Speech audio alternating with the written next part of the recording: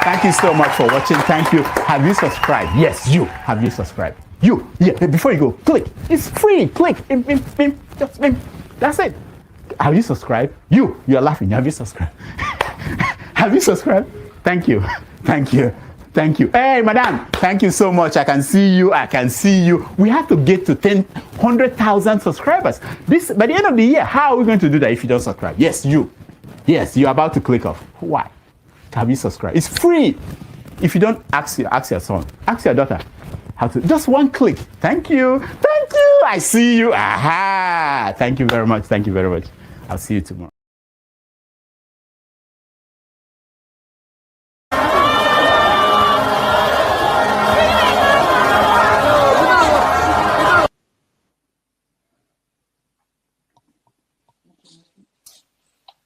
No, this rally make my blood pressure go up.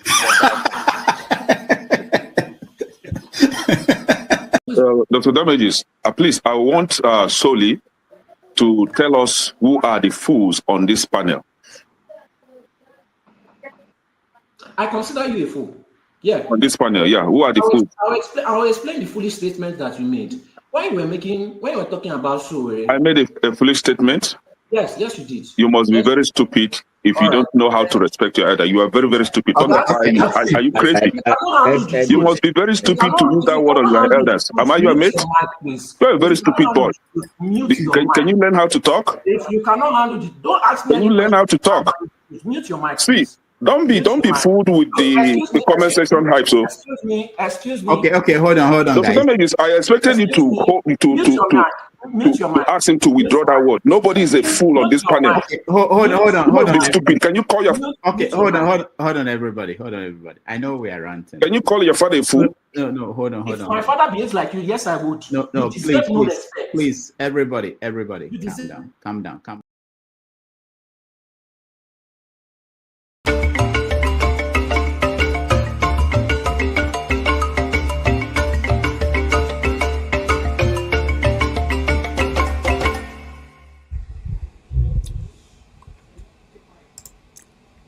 Hello, ladies and gentlemen. Like they say those days by Frank Olise, boys and girls.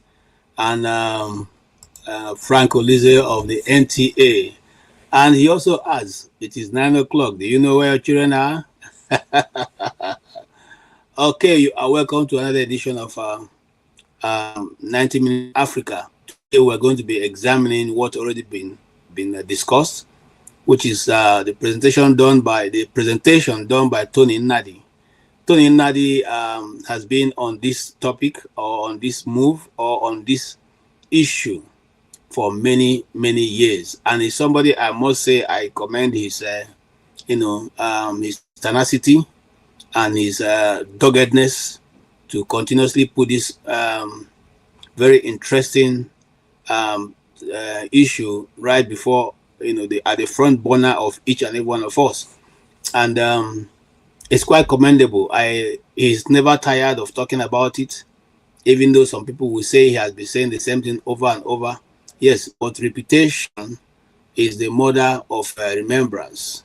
If you continuously to repeat something over and over, perhaps the people you are talking to will hear you.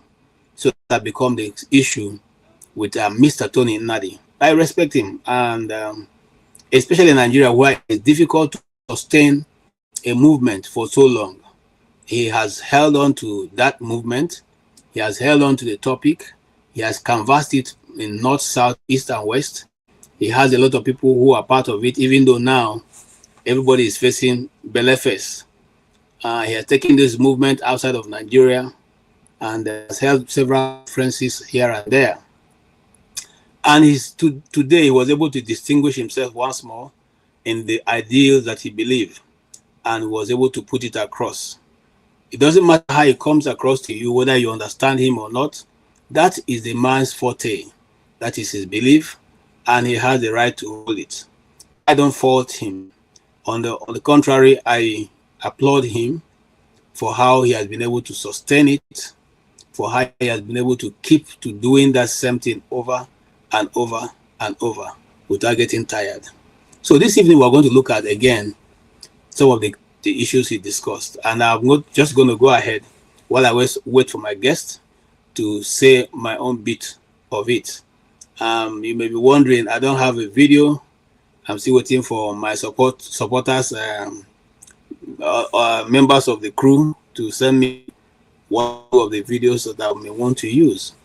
But here's what I would say. Having listened to his presentation from the beginning to the end, there are areas I agree with him, and other areas I do not agree with him. So let me start from the good.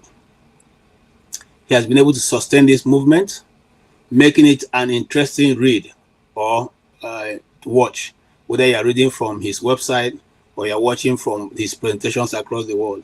He has been able to distinguish, been able to bring to the fore the reason or for everyone to know. I guess he was even the first person who started saying that Nigeria was already expired because we have crossed the 100 years bar, which means that every agreement entered after 100 years is totally null and void. If that be the case, and like he said, I'm not a constitutional lawyer, I'm not even a lawyer, but he is a lawyer, and so I want to believe that he knows what he's talking about. And he has made it such a household thing now that anybody who cares to follow the Nigerian political space would have come across this argument that many people have now adapted from Tony Nnadi. So I commend him for being able to bring that to the fore, making it a national narrative, and everybody is listening. And I also commend him the fact that he has a movement that had, very senior members of our society who were, part of that move. They have been able to hold it to this point. Whether they're still with him or not, that question was not answered. But what was answered was that he's still very, dug in, what the Americans would say, double down on what he believes. And he thinks that the time has come for all of us to rally around that position and make it count before 2020. He has also gone ahead to say certain individuals, the presence of Peter Obi, they know that this thing is not going to work, but they keep being in that, kind of legitimizing the illegitimate, and so making it, giving the people who are,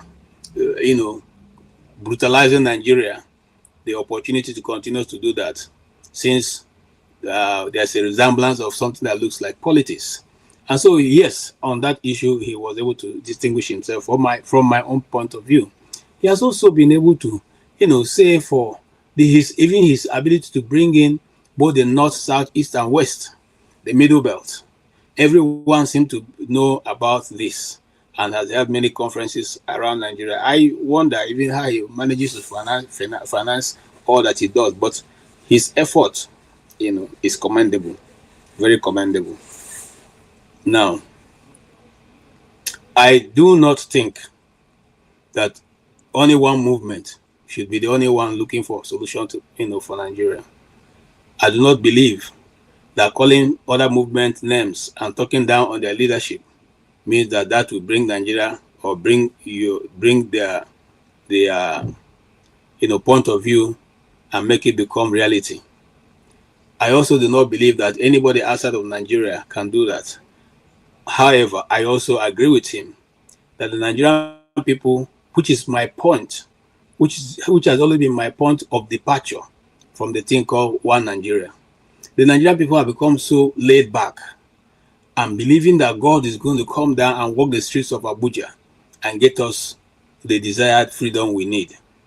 God will not do that. For the avoidance of doubt, Jesus was hanged on the cross. God didn't come down. He allowed him to go through that process and eventually came to the point where he is. That's not to take away from what Jesus did, because that was divine mandate that he.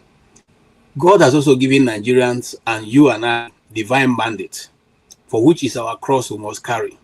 And what is that cross? The people of Nigeria must wake up and ask the question to their leaders, the so-called people who are leading Nigeria, the so-called, those who are ravaging the economy of Nigeria and the financial system of Nigeria, the so-called those who in the Bible, in Amos, it was described as the cows of Bashan, those who are now beginning to make sure that not only the poor eating their own children, the poor themselves will begin to eat themselves. That is the situation we find ourselves. And so, yes, on that issue, I believe that he has done, tremendously well by bringing that to the fore. But I do not believe that one group alone, that is Tony Nnadi's group, Ninas, has the ability to bring about the move and make it work. In many other states where people fought for independence or fought for freedom, liberate themselves from the old class, they didn't do it with just one group. Many groups employed many tactics. And at the end of the day, they all were able to rally themselves together and brought about the results that was needed. Today in Nigeria, as long as we decide to go one after the other, each group forming their own and taking their own tactics and shouting down on the rest of the people, it does not make any sense. It's not going to help any one of us. It's not going to bring about the change we need. We need to find a way to come together and then harness the issue that we need to discuss, put every best foot forward, and at the end of the day, we will achieve our purpose. But if we say we are going to go it all by ourselves, one man alone, it's not going to work that way. So I don't believe in calling names, people, leaders of those other group names that will bring about the desired change that we need. Mind you, before now, there have been other movements in the past that didn't use, result we needed.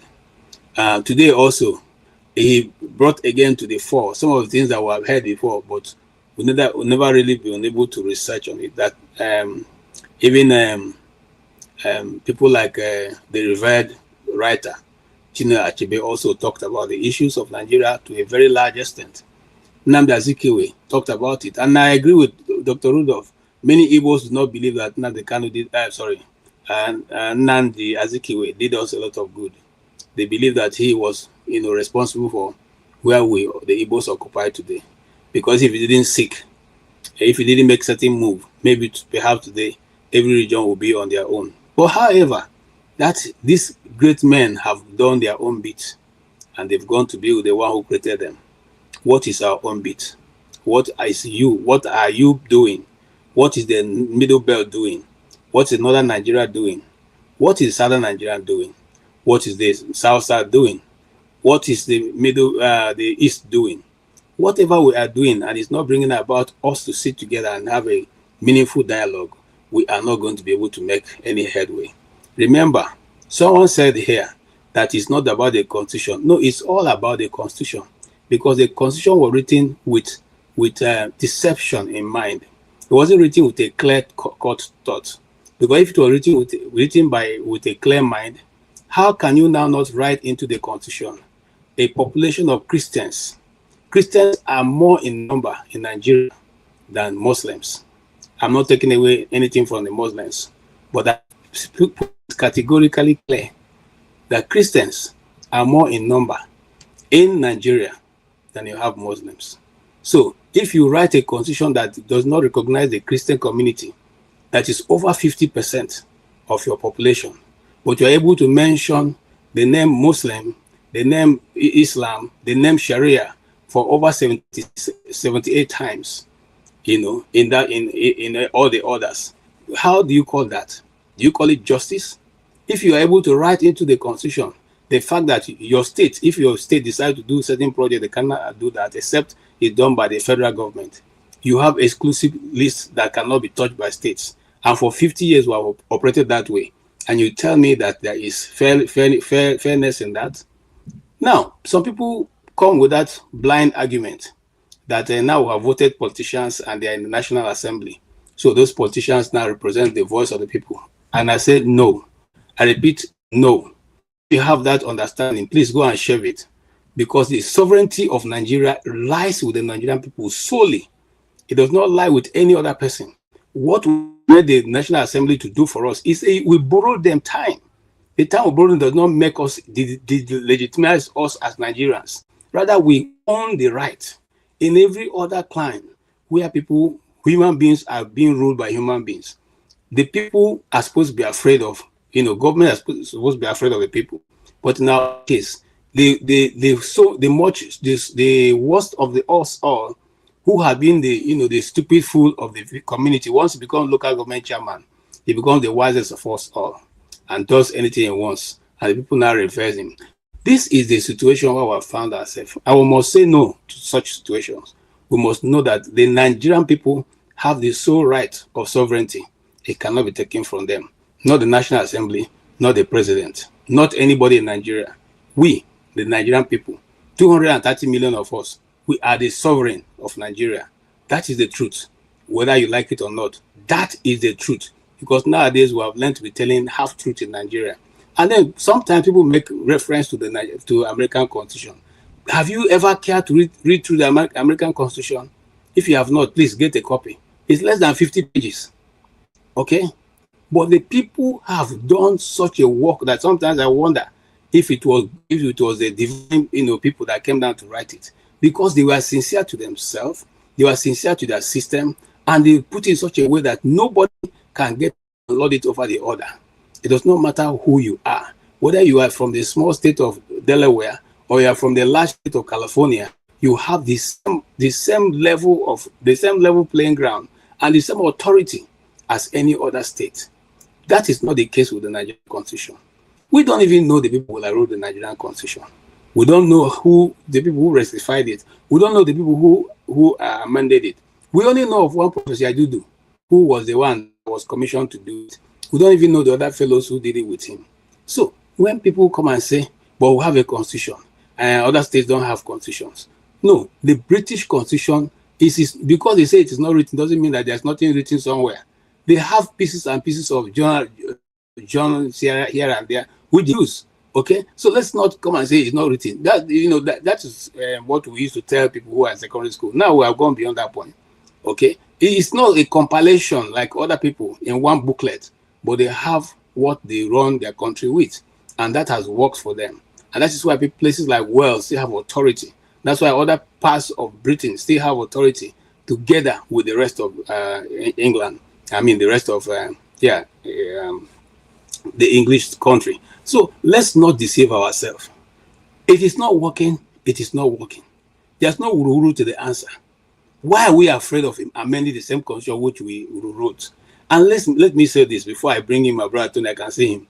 Listen, these lies of trying to tell us you don't understand. Whenever a discussion pushes towards discussing the sovereignty of Nigeria, some people come and say, we don't understand what you mean. Are you talking about this or that? What does restructuring mean to you? And that is one of the things that I didn't really like watching. That guy Shehu on Arise, or Channel TV. He was one of those who sold that nonsense kettle of fish to Nigerians. What do you mean by sovereignty? Don't you? I mean, what do you mean by restructuring means so many things to so many people? It doesn't mean so many things. Restructure is restructure. Doesn't mean anything to anybody. Now English and they speak. If you know Sabi and put them for Yoruba or put them for Igbo, make everybody hear. So let's not sell ourselves that lies. So restructure simply means go back to the ground.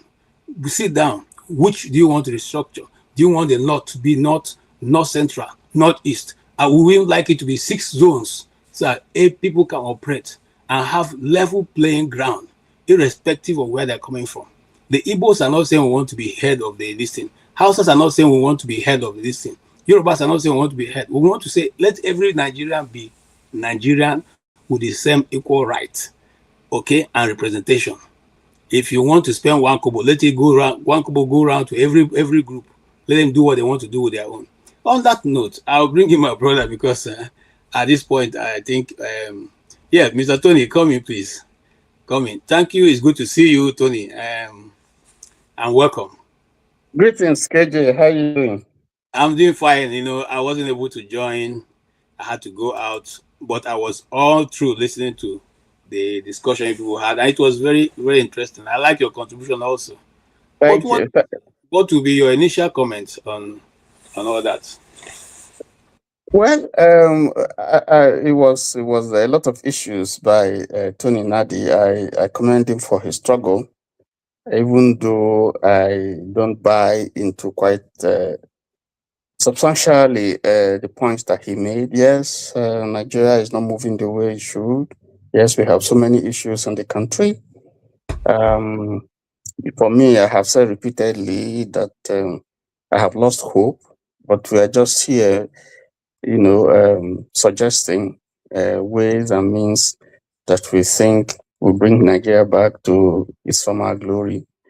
The area where I particularly disagree with him is and this is what I understand from what he's saying and the summary of what he's saying, that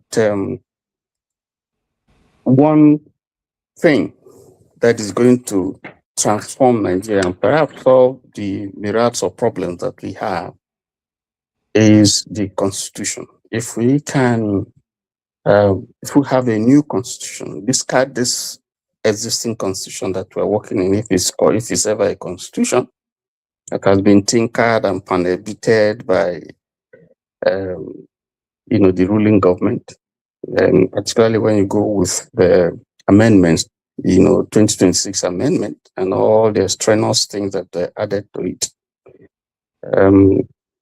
That if we do away with this constitution and we manage to get a people's constitution, quote and unquote, that we would have solved the whole problem that our country is confronted with. Much as I agree with the fact that there are issues, serious issues with this present constitution, I disagree that we can just entirely put the problem with our country today on the constitution. Because the constitution is a grand norm, yes. It defines a value system, the ways and means by which we govern ourselves. And the people must have input in it. But the critical question would be, how are you going to put in a system where everybody would have an input in the new people's constitution that is envisaging?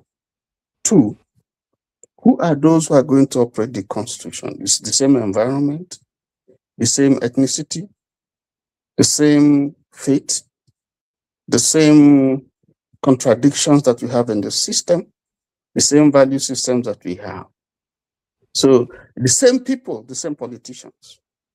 So it's like putting a new wine in old wine skin. So it's going to be the same of the same. So my question is, are you going to manufacture people from heaven, angels from heaven, to come and run your constitution?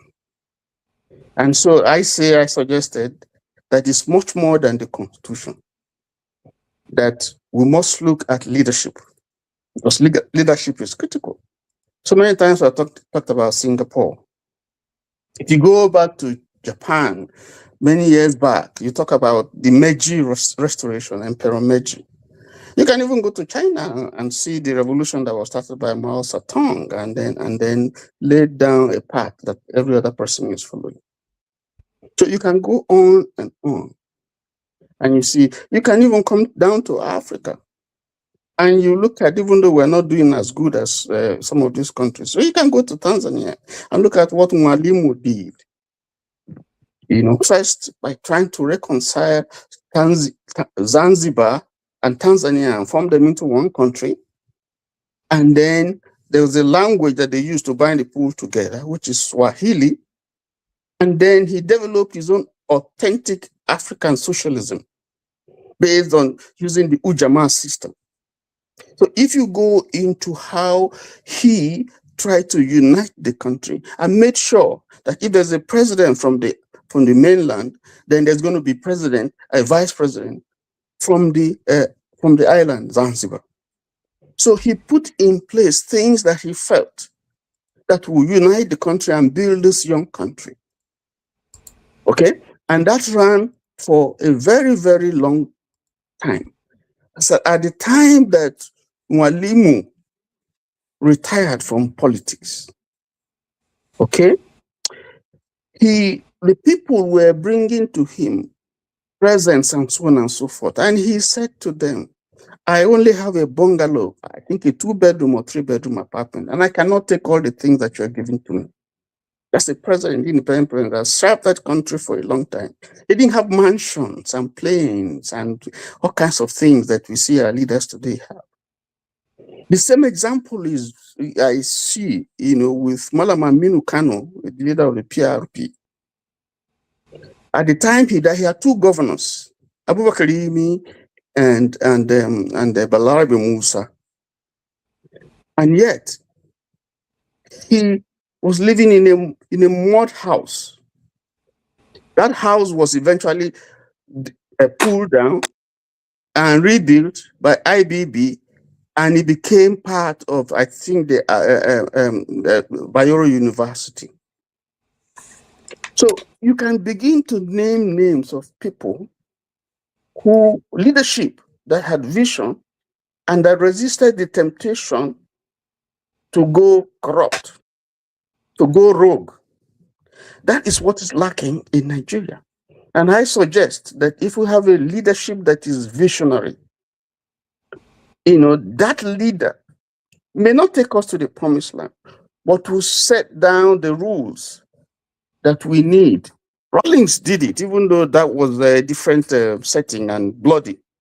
But the point I'm making is how leadership is critical to turning around the fortunes of the country. So if you have a leader that is corrupt, if you have a leader that forges his document, we don't know his age, of course he will tinker with the constitution to ensure that every other politician that comes, that the issue of document forgery, will not be an issue. So you can forge and you become, if you have a leader that is bereft of any modicum of decency, someone who has been found wanting, inside or outside this country, of course, the people who are going to surround him will be birds of the same feather. So that's the problem that you are having. So if you look at some of our political leaders today, governors, senators, and so on, if you check them out and look at their past history, you're going to see people who have been convicted, who had, been found guilty in one country or the other over one crime or another. And these are the people who are leading. And so when they come to the Senate, of course, you will see that they will put a law that will make sure that even when you are being found liable criminally, that will not be an issue to hold you from contesting an election. So you see someone, for instance, from my state, a former governor who was sentenced, who went to jail in the UK, now wanting to run for the office of Senate. And now, where I am today, if you were found in that kind of situation, it will be difficult for you to get a job, talk less of coming to lead the people. So these are some of the contradictions that you find. And I'm saying, just to end, that leadership is critical. So if you want someone who will turn around your system, because you can have the best constitution, but if you have a criminal as your leader, it's a problem. Because the way the Nigerian president is so powerful that he can tinker with a lot of things. He can do quite a lot of things and go scot-free. So the character of your leader is important. The nature of the person that you have, his value systems, his life, and so on and so forth, is important. And those who are around him, because like a magnet that will attract, So if is someone who doesn't have integrity, then the kind of people that is going to attract won't be people who have integrity. Of course, will be like minds, best of the same feather. Let me stop there so that others will contribute. Thank you. Okay, thank you so much, Tony. And I appreciate what you've said, Vic, because it leaves a lot of questions than answers when, just like someone said in the comment section, what was going on. I'll come back to you, and just like I'll come back to you later. But think about it. He said the Constitution, if you have to judge how much percentage of the Constitution is a problem. Chim, you're welcome.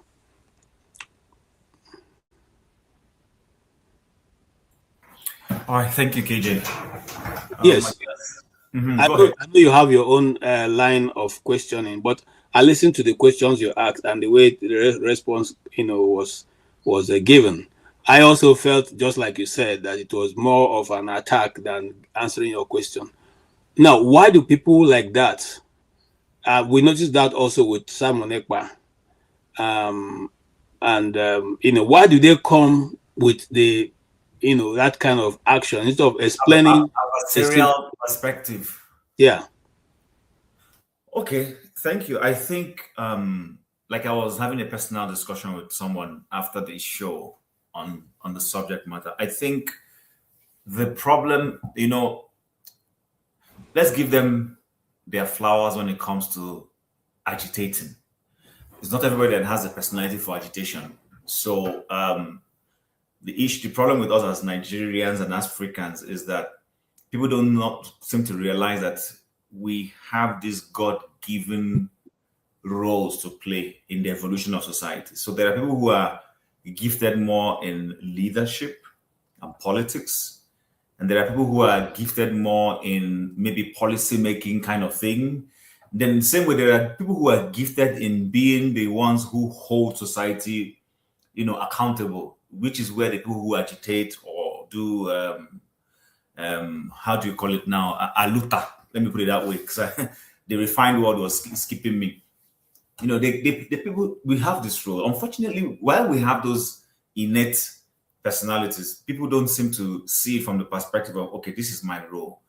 Now, when you come on a show like this, he has come to sell and to explain to those who either have heard him before but don't understand what he's saying or what he's agitating for, or those who have never heard about him and want to say, okay, what's this man talking about? His job is to come and educate us. And I think it will do us a service. I'm using the word us. I don't want to focus on him. I'm just saying generally in all things, is to see ourselves as that whenever we have these platforms, the interest is that as you engage people and they give you feedback, it helps you even go and refine what you're pushing. There might be gaps in what you're pushing that you may not have seen. So when someone asks you a question, it should trigger something to make you say, that's fair. You explain and you can say to the person, okay, thank you. No, I never thought about this, and you go back. But why, back to your question, why do they? It's because they are impatient.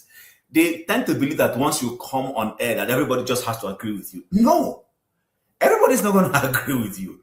And some are not going to agree with you from a place of malice. They're not going to agree with you from a place of perspective, because they don't agree with you. They just agree with you.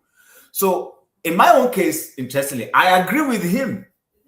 Nigeria's constitution requires a review or a total, overhaul. Like he rightly said, he said something that people often miss. The resources in the Niger Delta are being appropriated the way they are being appropriated because the constitution makes it possible for that to happen. The constitution puts the ownership of that resource in the hands of the federal government, not in the hands of the people and their governments at the location where these resources are. Unlike where you and I live, every resource that belongs to Massachusetts belongs to the government of Massachusetts. The only thing they do is that constitution now says, for all of you who are part of this federating unit, you will contribute a certain percentage. As you generate your oil and sell it in the marketplace, you will give 20%, 5%, 10%, whatever it is the case, to the federal pool to help the federal government run this general government. But in our own case, our constitution makes it the reverse. Everything belongs to somebody sitting in Abuja. And then he is the one saying, okay, the person in Port Harcourt that owns the resources, I take derivation 13%. The person in MB say, take this. No, it should actually be the other way around. And so when people are saying this constitution is part and parcel of the problem, they have a point. Nigerians need to calm down and realize that, listen, the federating units are what make up the federation. It is not the federation that causes the federating units to be part of it. No, it's the other way around. So when I come to you when we form a government and I come to you, sorry, please. When I come to you at the federal level, I am helping create that federal government. The federal government does not create the federating units. The federating units create the federal government. It is those who look at it from this angle. I am on my own, you're on your own. But we realize that on our own individually, we might have we are vulnerable to certain things. Then we'll come together to say, to protect ourselves, let's form a union. When we now form that union, we now say, how do we fund this union? It is funding that union. That is where we now start taking my cocoa, I sell, then I give you 5%. You sell your palm oil, you bring 5%. You sell your granite, you bring 5%. And then we give strength to that federal union to speak on our behalf on things that are common to us. But individually, we can go and live our lives. The guy in Imo State should be able to go and live his life quietly. And then when it has to do with things that concerns him and the man from Kano, then they come to the federating unit and agree. But that's not the way we're running our federal system. And so that is part of why I say for them, they are supposed to take their time, explain these things in a better way, not in an adversarial way. Because when you explain this in an adversarial way, you rub on people on the wrong way, and you put people off. They don't want to hear you. They feel, what are you talking about? So I think he needs to be a bit patient. He needs to understand that as much as he has a good idea and a good intention, everybody won't buy it in immediately. It is gradually, you start selling those things to people. They begin to see, come on, Nnamdi Kanu is not actually a bad person. What he's simply saying is, the guy in Ibadan should be able to live his life without interference with the guy from Adamawa State. They're on things of commonality, they come together. But that's not that right now. People are not seeing people like him as, friendly because of the way they come across. So hopefully, if he's listening and other people are listening, they can be able to see that this is how we can go about it. Even some of those politicians to land on this in that so-called National Assembly, there's a way you will talk to them before you know it. Some of them inside there will start fighting this cause.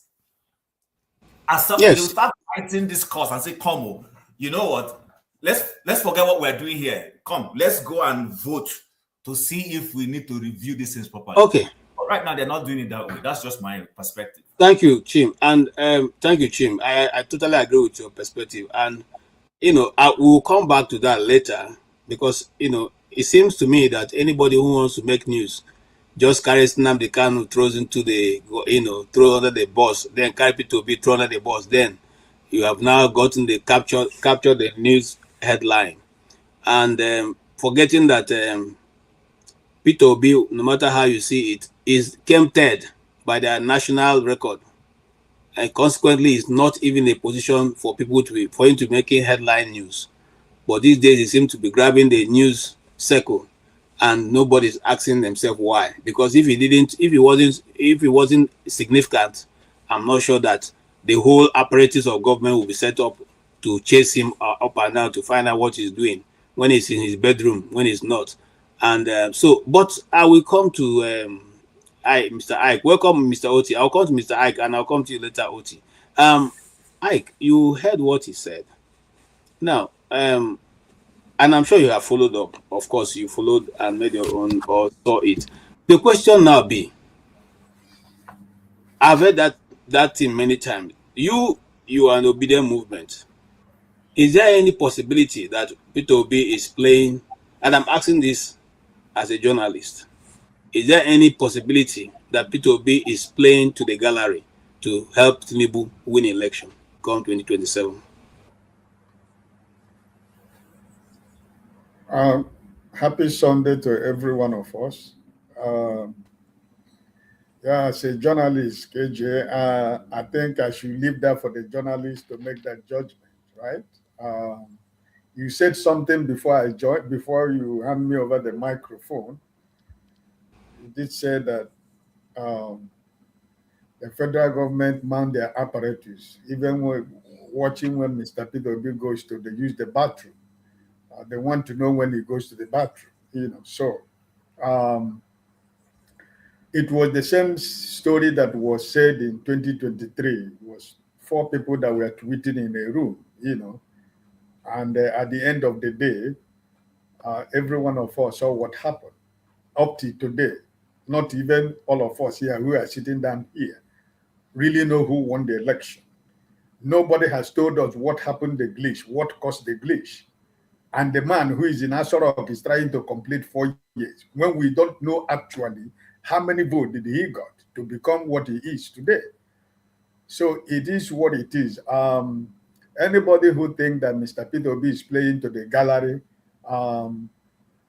let's watch and see what happens in 2027. I said something yesterday. Anybody who thinks Mr. Peter Obi is just playing to the gallery, I believe that the person probably do not understand the politics of Nigeria today. But I think that time will tell. In a matter of weeks, we know whether he's playing to the gallery or we'll see whether if he's really in this game for it, right?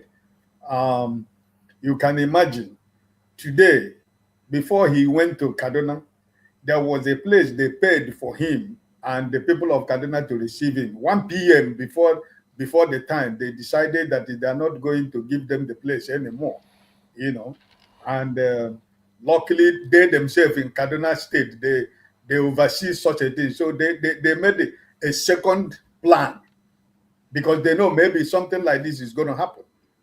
So they eventually succeeded in using the second plan that they had, which was a smaller place compared with the big place they wanted to receive him in Kaduna. He was in Katsina, Kaduna, and Kano today. So let people say what they want to say. Let people think about what they want to think. We all are watching the unfolding event in Nigerian politics, But like I said, in few days, in few weeks, we'll actually know where we were going, But I want to speak a little bit about. I don't know the young man who came, and I didn't follow the program. But when I came back from church and as I was doing my laundry, I was looking, listening. Was all about Constitution. I was here, I don't think there is any honest Nigerian who doesn't know that the Nigerian Constitution is a problem. Even the people in the north that are opposing it, privately, they know that that Constitution is a problem.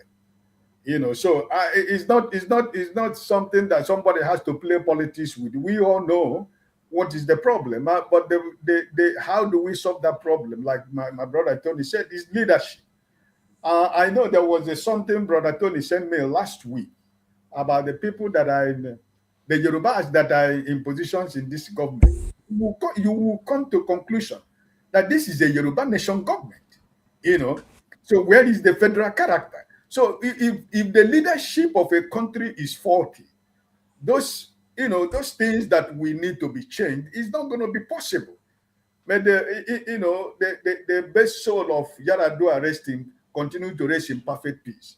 He was a young man who wanted a better Nigeria for everybody, but he couldn't live to fulfill whatever he wanted to do for Nigeria.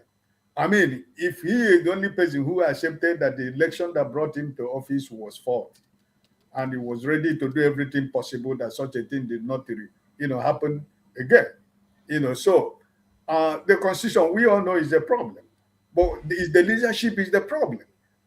This man who is in Asorok, who came through the back door, and he have decided because he made a statement that is working up to today, Emiloko.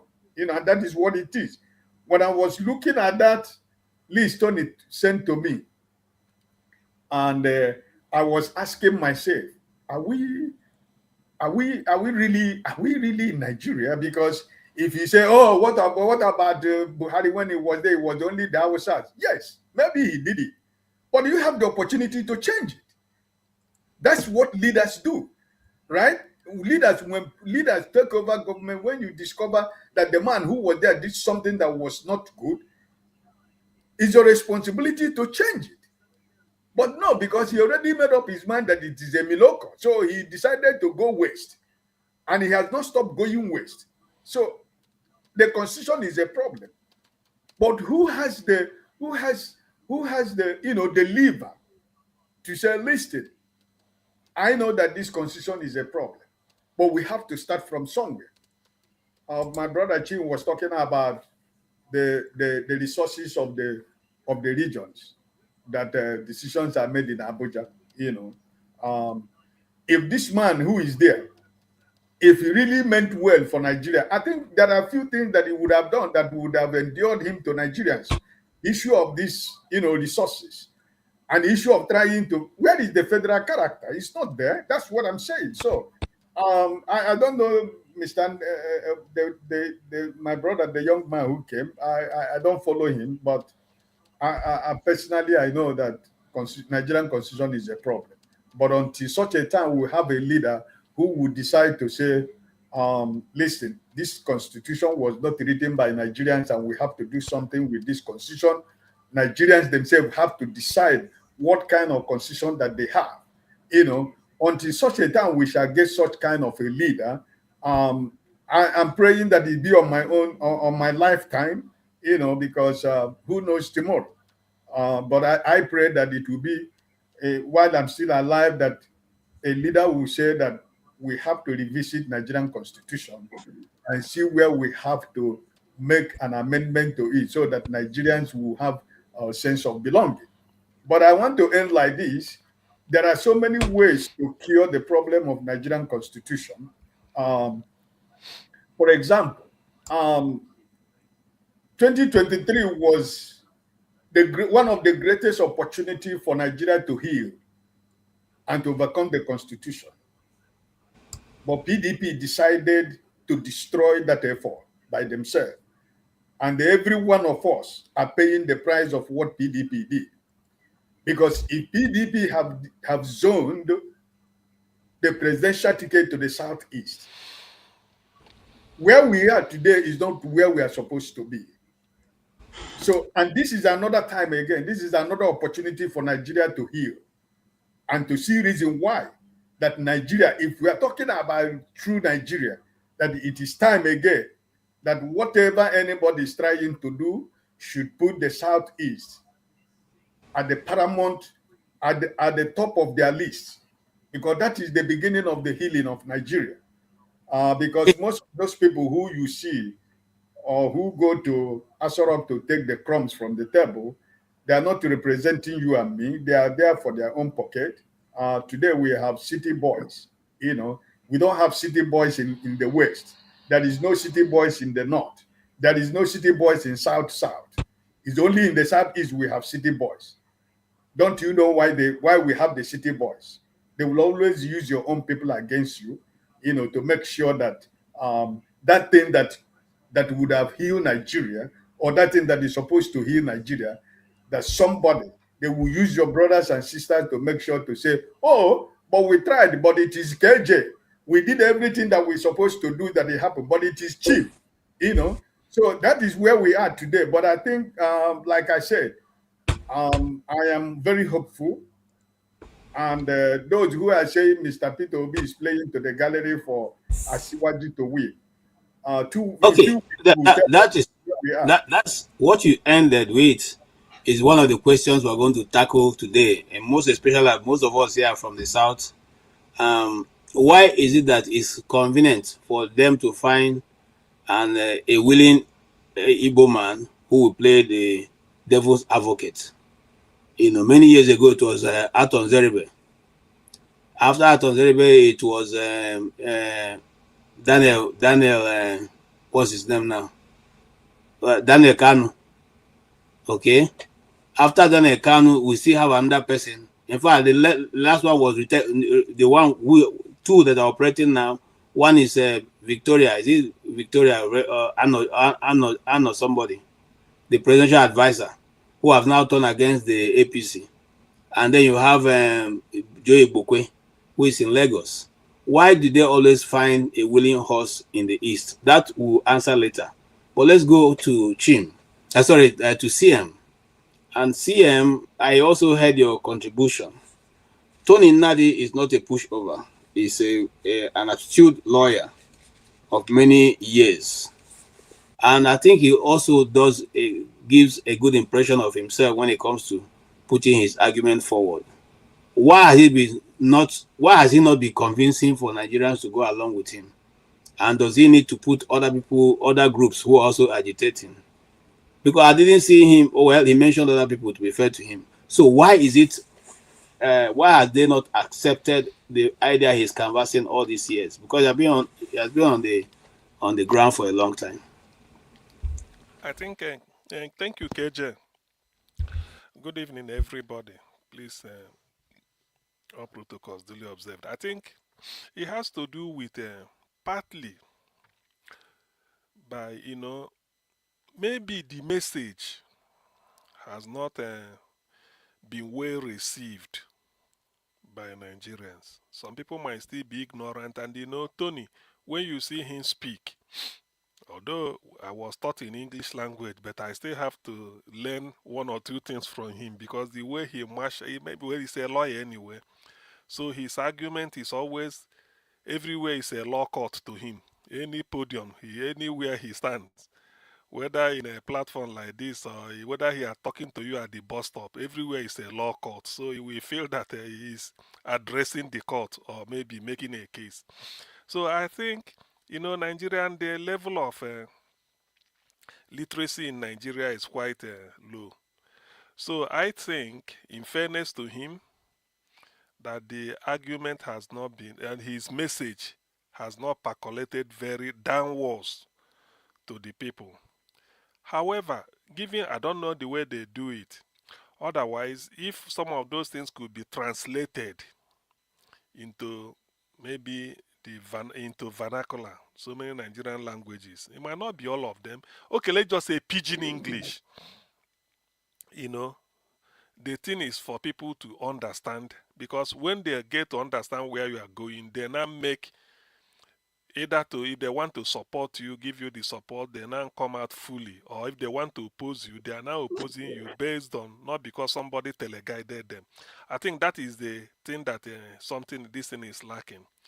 If you see when Nnadi Kanu was broadcasting, because we used Radio Biafra in English, but there's Radio Biafra Hausa. Yes, translate at the end of the broadcast. Somebody in the north who understands Hausa will be translating it, broadcasting it the way Nnadi Kanu said it, but in Hausa language. There was Radio Biafra in Middle East, Radio Biafra in South Africa.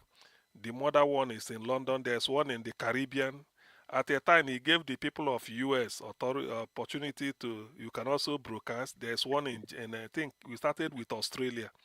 So the effort to reach out should be there. Tony's own can always say it might not be his fault because of the way Nigeria is, but somehow it might be the group that is fronting for me, that is leading.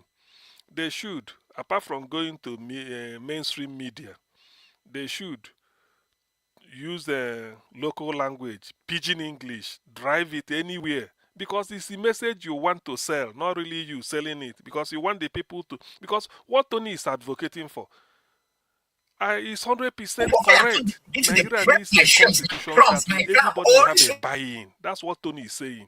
It's not a case of somebody sitting there and say, look, we the people. That's fraud. One moment, we the people.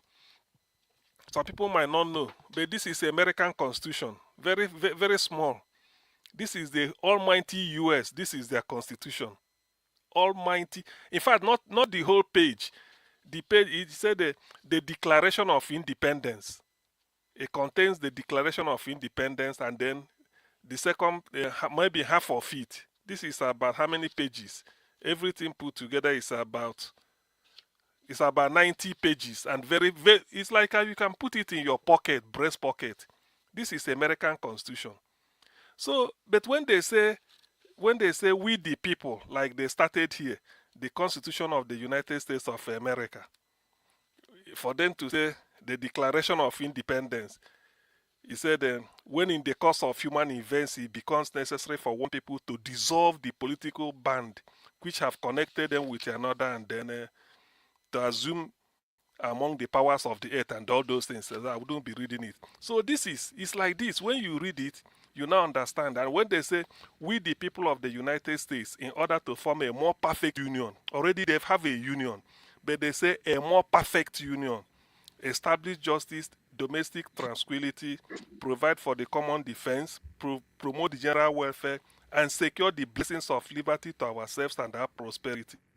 Do ordain and establish the Constitution of the United States of America, Article 1, Chapter 1. So this is what it's all about. But the people will have a buy-in. So what Tony Nnadi is doing, I agree with that. In fact, that is irrespective of any society, you need a constitution, because Nigeria being a plural society, it is even more compelling that we need it. Because, like Pat Tommy used to say, it is better for everybody to be, it's a favorite to everybody to be inside and pissing out than for some people to be outside and pissing in. So it's not good. So what Tony, yeah, that's what Pat Tommy said. All of us should be inside and then be pissing out. Than for some people will be barricaded. Some are outside, they want to piss in, and that is the confusion. So what Tony Nnadi is doing, yes, it's admirable. I commend him. But the thing is that they must find the tactics to drive their message down to the grassroots. Use pidgin English. If I say use Igbo language, maybe only in Igbo, what of Ijo? Does it mean that because you want to carry everybody along? So use the common language they will understand. Maybe for the North, you can say Hausa, which is general, but use pidgin and be driving it, and then go make it. Don't sort of make it as if everybody will come to the level of you being a lawyer to understand. No. Don't bamboozle people with so much grammar. Put it simple and then tell them this is what you want. Because if they have the buy-in, then the membership will swell and then you'll achieve what you want. So that is what I can advise Tony. And then, but on principle, what he's fighting, what the idea he's promoting, to me, I can't fault it. I can't. Unless maybe I cannot fault it. I mean, Okay. telling people to have a constitution, come and say what you want, and then a founding document that will bind everybody together. It's not a bad idea at all. Thank you. All right, brilliant. Thank you so much. And fortunately for all, we have a lawyer in our midst, and I'm coming to you to OT. I see my sister Ife Okpobolo and my brother of the first order, Pansap. I greet you all. Let me go to Mr. Oti, who, fortunately for us, is a lawyer. And I'll come to you in this way. By the way, Mr. Oti, break down for us, what is force majeure? Every time that he starts talking about it, calls majeure more than 10 times in that presentation. And then that's one. Two, do you have a buy-in on the idea he's trying to push forward? And if no, hello, why? Good evening, everyone. If you have a new hairstyle, quite admirable. Right. Okay. Good evening, everyone. You are supposed to be a pope. Oh, what does it stop? Does it stop me from, paying a compliment? Right. Okay. Yeah. First majeure. Okay. Well, in contract, when you have an agreement, a contract is something that is legally enforceable. In other words, it has force of law. And if you're a party, you can, if your counterparty, does something in breach of the agreement, you can go to court to enforce your right. That is, the basic contractual understanding. But something can happen, that makes it impossible for either of the parties to fulfill their own part of the bargain. It's normally, you can say, it's an act of God. There was something that is makes it impossible. Okay, so that's the force majeure. It's kind of an intervening event that makes a contract impossible for either of the parties or any of the parties to fulfill their part of the bargain. So, it says force majeure. In other words, that excuses that party that is in breach or that is no longer in the position to perform. It excuses that party from liability. So that's what it means. For example, a typical example, this war now, a war, Kuwait, may have had contracts, supply of liquefied natural gas, to some countries. But with this war affecting, their factories, or their refineries, so they can no longer perform. So that's and therefore you can't really hold them accountable for their inability to perform. That's all it means. Okay. I mean, I hope I've answered that. So, yeah. Just to follow up, and please don't be in a hurry. You are the lawyer here. So now, can any section of Nigeria go to court and declare that they are no longer interested in the union because the original intent and purpose which the constitution was written has been breached? Since the constitution was written in accordance with 1963, and it was supposed to be regions. Now the government have said not to make it regions. They've gone from regions to states. Have made everything. Can I now, as a citizen of Abia State, decide to go to court and say government or this constitution presently as is constituted is against my interest, and consequently I want to be out of that contraption? Okay. The way we answer this question, I can't pretend to be a constitutional law expert, but from my knowledge of law and constitution, I think you can actually, it's just you have the constitution there is a justiciable document. A constitution is also something like a contract, basic law. You can go to the court, the Supreme Court, any federative state, a state, because you talked about a section. I don't think our constitution recognizes what you call sections, but rather states. The states are the constituent parts of the federation. So I believe any state can go, or perhaps a citizen, really, because you are forgetting that is amended. That's why anytime they code the constitution, they will say as amended. So yes, it's been amended because originally it was in 1979 that brought the presidential system of government. So we still have that presidential system of government, but of course now we have 1999 constitution amended. So it's an amended constitution. You cannot sue the country based on what has already been amended. No, what are you talking about? No. Sorry, I'm talking about what the question KJ asked. If you can sue Nigeria based on 1963 agreement. But as I said, right. I see. Okay, 1963. No, but look, I was no, look. You see, we have a new ground norm, a new constitution, really. So making a reference to 1963, I don't think it doesn't really. It has no weight. If you ask me, there's no validity to that because we have a new 1979 constitution, presidential system of government, a new ground norm, right? So you can be referring to 1963. Forget it. It doesn't exist. Okay. So go ahead with your own answer. Okay. So yeah, that's my understanding of that. So now I understand. Okay. I mean, what you wanted to say earlier. Sorry, say again. You had a comment you wanted to make before I asked you those questions. So. No, yes, it was kind of because you also asked a question about Tony. My take on that. Right. So it's not going to be a kind of a legal analysis or anything, but rather let's just look at it from the human angle. Now, you may have a good argument, a good case.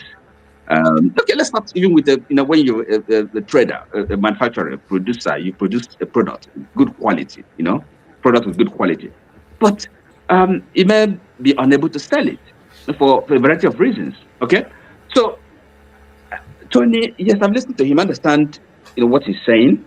For one thing, it may be too abstract. It may be kind of like too intellectual. It's not something that really touches some kind of people. The population feels. It's not that they can't understand it. And as a matter of fact, most Nigerians get the point that our constitution is not working at least as it should be. Okay, so to that extent, we have problems. There are defects.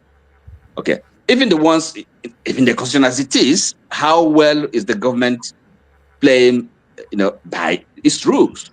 Okay, that's one thing. So now coming to Tony, everything, as I said, it's not a legal analysis, but I'm just looking at it from, as an ordinary person, as somebody with common understanding how the world works, how things work in life. I don't know. This has been for how many years now, and it's still telling the same story. Okay, but no traction. Sorry. So it's still telling the same story. So why is he, is he advancing, or what is it? Where is he? So as far as I know, I don't see what the followership or the people really joining him, even though he's saying something. But the problem is this: you see, we have politics, okay? In other words, whatever good ideas, good arguments he has been overtaken by event. You see? So because this politics we have, the political elite, political class, they are the ones that make the weather. So it doesn't matter whatever Tony is saying, no matter how valid, how credible, but it's not gonna cut it. It's not gonna make any progress. You see? Now, because, as I said, it's common knowledge that the Constitution has major problems. Okay, for example, this resource distribution and all that. So we know all that.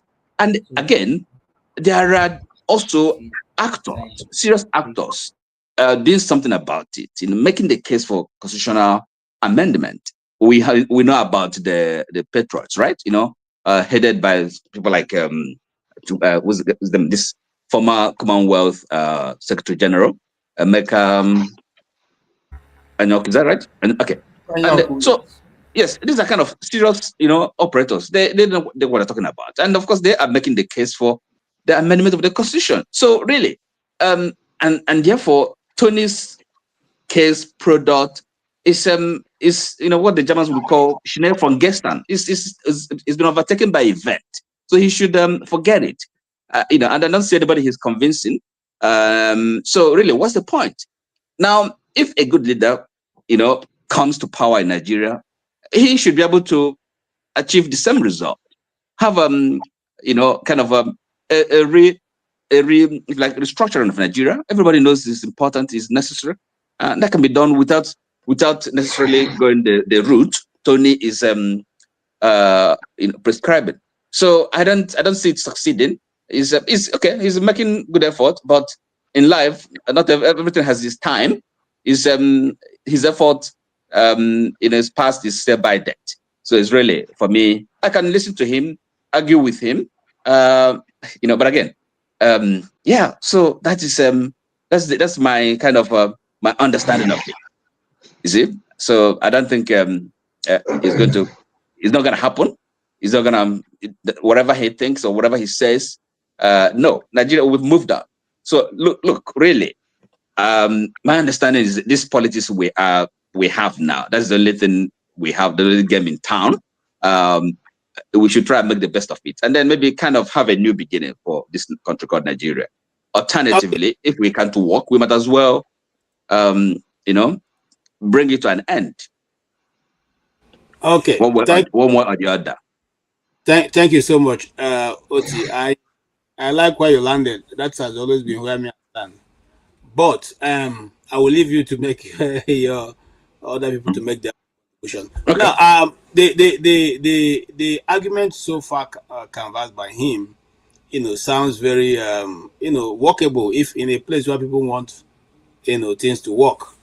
But I will come to Okpabolo before I come to Ife. Tony, you have spoken, right? Yes, I have. Yes, I have. Thank you. Yeah, Mr. Okpabolo, listen. I listened to Tony. In fact, for the first time, I wore a headset to just listen to him because I was in a different meeting. And I like what he puts forward, because what makes this world not be good is people not even thinking. Doesn't matter how good the idea is or how foolish it is, but at least think. Why do we refuse to come to the table to discuss the constitutionality or otherwise of Nigeria's existence? And if in answering that, bear in mind that I am aware that constitutionality or otherwise of Nigeria, and even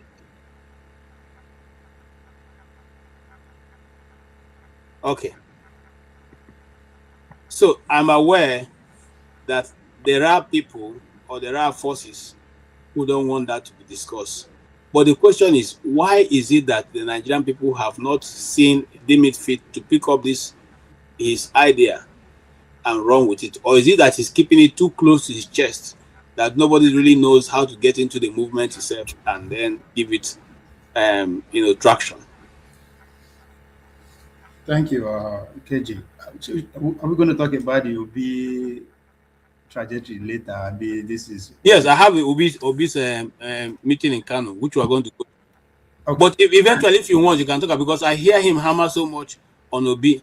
Like I said, I am not one of those who, I'm not an obedient. Let's just take it one by one. Yeah, so you can actually wave that in if you want to, but not discussing the issue. The Kano issue we'll discuss separately. Okay, let me just stay on this. I think your question centered around why are Nigerians not gravitating towards Tony's idea or proposal, right? Yes, sir. And I think Chim touched on it earlier on about on that, and Oti said something that I kind of reckon with, which is very potent as far as I'm concerned. He said Tony's, I'm paraphrasing, Tony's proposal has been overtaken by events. And I think that's very important, right? Some of those events are the gentleman agreement that they are currently implementing, which is turn by turn. It's outside the constitution, but it's as if, the players have come to accept that. So if over time, the constitution has been adjusted, so many times. And I think that's where we are. To answer you directly about why people are not gravitating towards Tony, I still fault their language of communication, the way and manner in which they are selling it is too complicated. I mean, over time, he will use American Constitution as an example. American Constitution are just one pamphlet, to paraphrase the event. So the guy, I think every thinking Nigerian will agree with him there is issue with the Constitution. But now his way of communicating the solution or what he believes is the way to go, that he actually having problem with everybody. Just as I said earlier on, he talked about the Sharia law, how it has to go.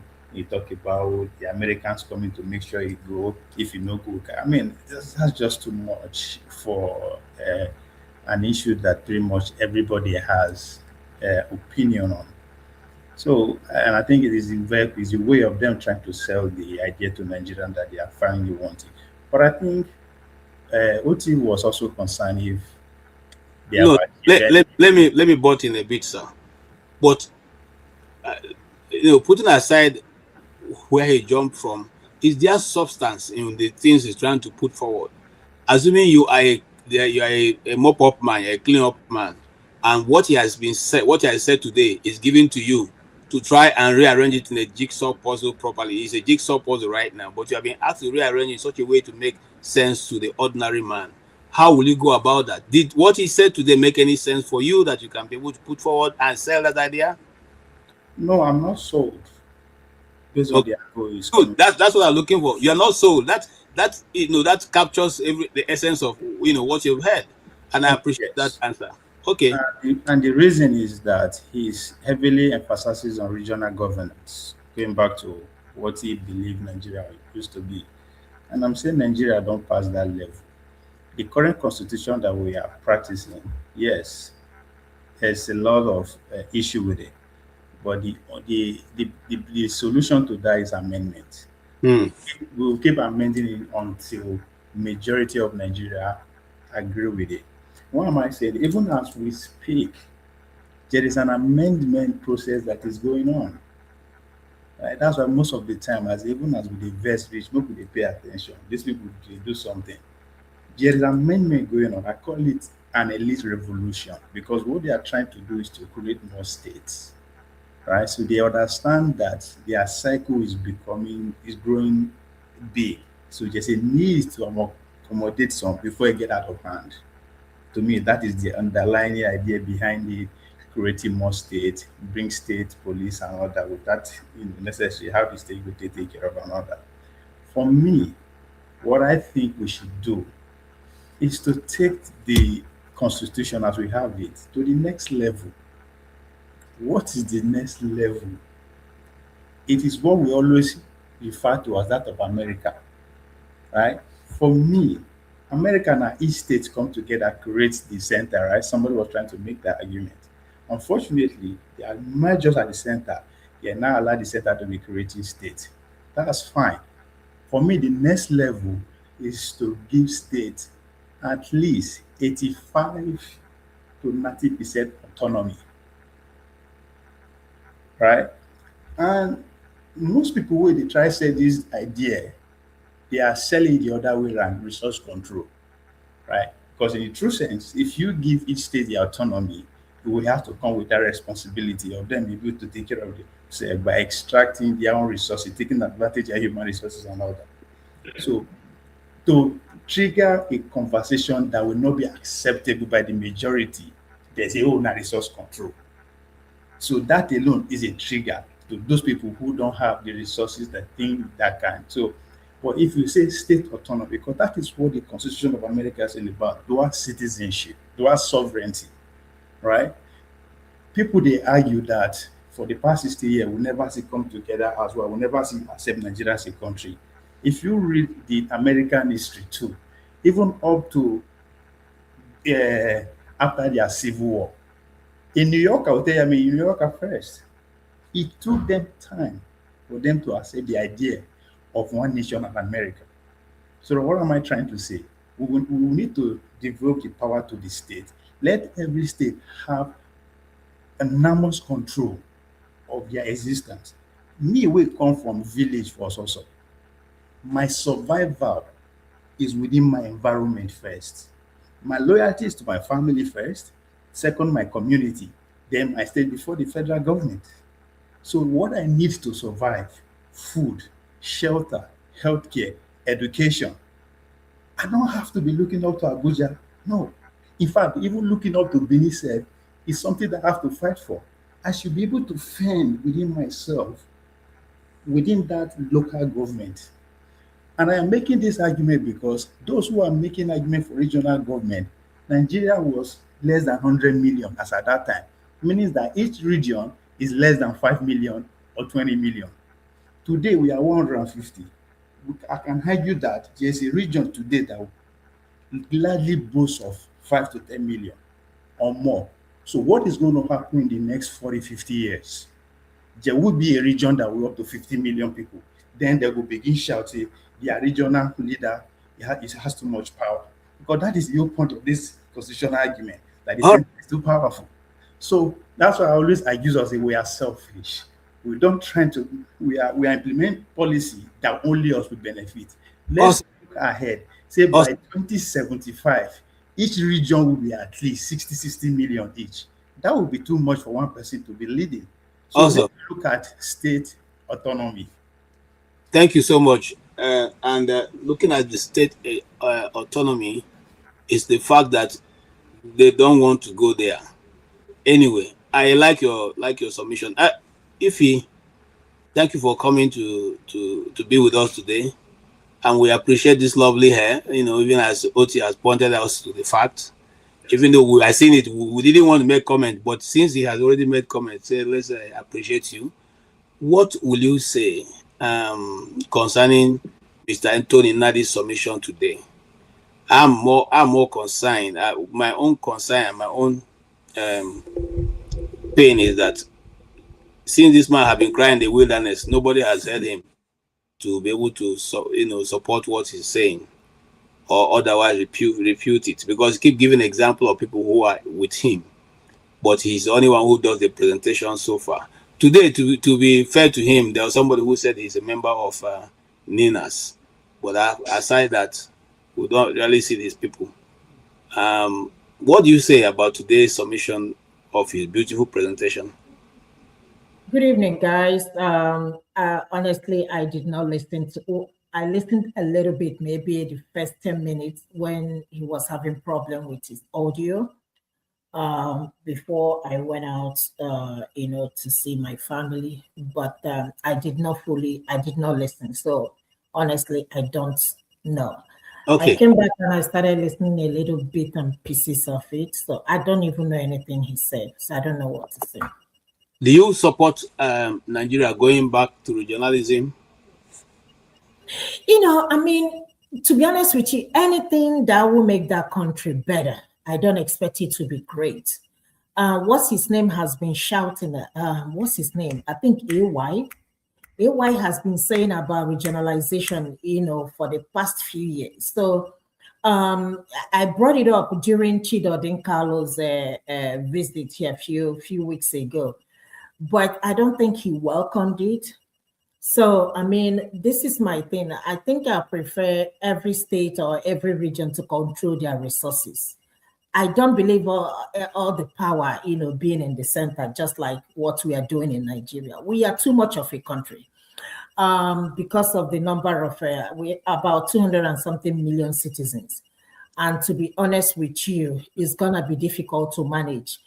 In this country where we are right now, literally every state is, taking control of whatever they have. You rarely hear governors call Tinubu or Trump, unless Trump, say something or call them for a meeting. But it's just like, look at what is going on in Nigeria. Tinubu is gradually turning the country into one party system. And you hear this governor tell you that you can't come here to campaign. And so I'm not sure. At this point, I don't know what is going to work for Nigeria. But if you ask me, I think it's worth trying. I think that's what we had during the Azikiwe them. Is that what we have? We have the Eastern region and Southern region and all that stuff.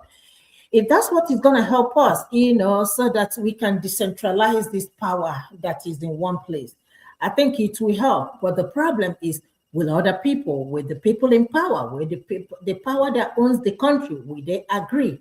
That's where it's going to become very interesting because, again, even if you decide, if Tinubu, so-called president, decide to do that, but I doubt he's gonna do that, because what's gonna happen is that it's gonna limit his power if he try to, regionalize the government. I don't know. Honestly speaking, I don't know. If I tell you, if I know what will happen, what will help us, or to move this country forward at this point, that I'm lying, because I'm confused, just like some people are confused. We keep on throwing out solutions, throwing this thing, throwing this out, but we haven't seen any of these things work. So what is going to work for us is what we're going to say. If regionalization is going to work, let's give it a try. If it doesn't work, we can come back to the table, round table, and have that discussion. But as of now, I don't know. The tribalism and all that stuff, I don't know. Thank you so much, Ify. I appreciate your, honesty to it. Even most of us who are even talking, we don't know really. That everybody just throwing out ideas out there, not because we have full proof that that's going to work. Because we're not negotiating or discussing with our people with an honest intent, and that's where that lies the bane of the whole, problem. Masca, can I say one more thing? Sorry, can I say one more thing? I know, again, in as much as I will not totally blame Tinubu with everything that is happening in Nigeria, I was having discussion with, I think it was on this platform, and you ask yourself, what happened to our local government chairmen? What happened to them, chairmen, chair ladies? Because I believe the power is supposed to come from the grassroots, which is them. If you live, those of us in diaspora, we know how powerful these people are. We call them counties. I don't know, people in Canada and Europe, I don't know what you guys call them, but they are very powerful. They are the people that easily, the citizens can easily access to.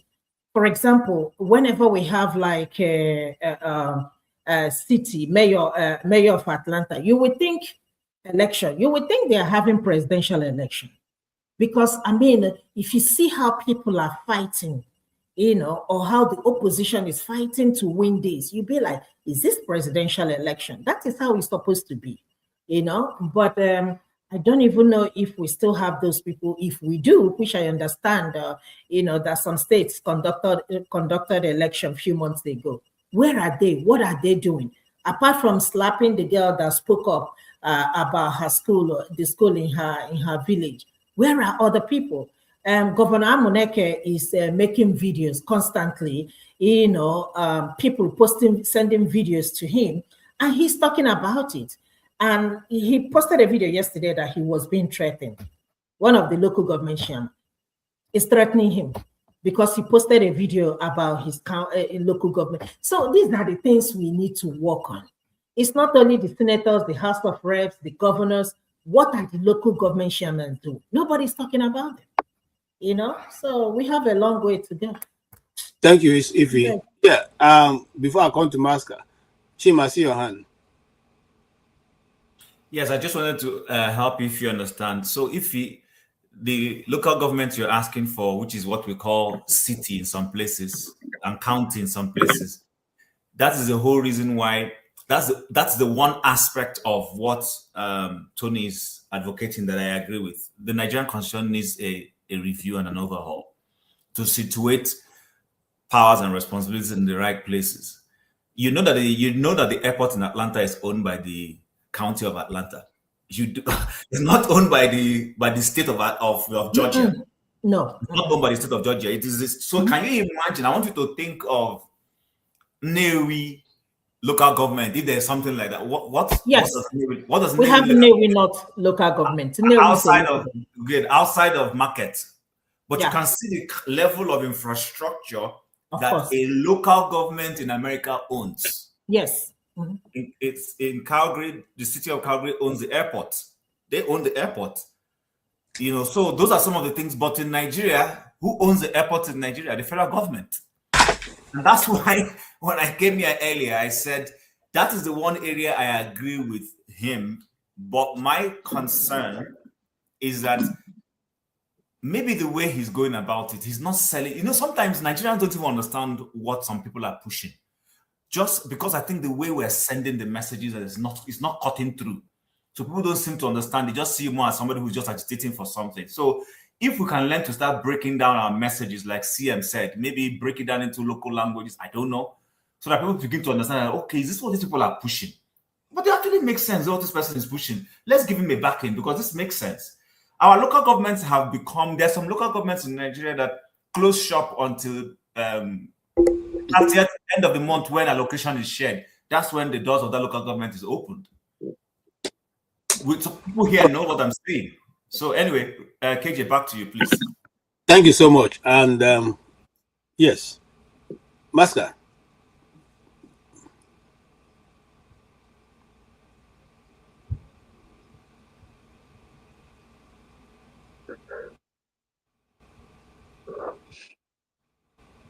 Yeah. All right. Sorry, I was trying to unmute myself.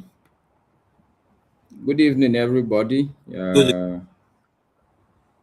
I will try and be like other person, but it's difficult to be able to say good afternoon, good morning, also depending on where you are listening to. But I will try. We are bound to constantly improve. All right. Thank you, KJ. So I will start by saying that. On tonight's show, I didn't listen to Tony Nnadi, but let me not be ahead of myself. I would rather let you set the question for me so I can respond. Okay. Tony Nnadi, with due respect to him, was able to give a good account of what he has been doing with NINAS. NINAS is an organization that is advocating that Nigeria should go to have a rewrite of the constitution and probably be able to situate things in a proper way, and that certain clause in the constitution has made it almost impossible for the Federation of Nigeria to operate properly. Consequently, he said people like Peter Obi cannot be able to make any headway, even given the opportunity, because he himself used to say that the constitution was not workable, that Nigeria was like an engine like a car without an engine. And so the first thing you have to do is to put a good engine into the car to be able to drive it. So how come years later he's now saying he himself want to drive that car? Is he saying now that he can drive a car without engine? And of course, he took a swipe also at people like other regional, people who are advocating for one thing or the other, like Nnamdi Kanu, who he said the Biafran movement was a useless movement, and also other people, he called other people out as also not having been able to articulate their ideas properly, consequently do not make any meaningful don't know, meaningful mileage in the development of Nigeria. So he's calling everybody to fall into the Ninas, which is where the whole cocoa is, where they will now have to discuss and see how to put a constitution that can benefit everyone in Nigeria, and probably even go to a point of going to regional sections if that would be the reason for it. However, some people accuse him of not being able to articulate properly, like Mr. Opobolo, who told him that some of the things he said was not aligning up with what he's saying. He doesn't really know where he is at this point. Chim tried to let him, help him to be able to, but to put his point out a bit, but that was misunderstood. So instead of answering that question, it was more like, you need to go back and listen to what I've said earlier. It was a good discussion for me. When people come to the platform, they must not agree with all they said, but are they able to distinguish themselves? I think was able to distinguish himself in what he has chosen. Whether he's succeeding or not, that's the question I'm asking you now. Is that idea he's been canvassing for many years succeeding? Is he been able to move the needle of the North? Because in all of this, the North holds a large share in making Nigeria go forward by either accepting or not accepting. Is he been able to shift Nigeria forward by his argument?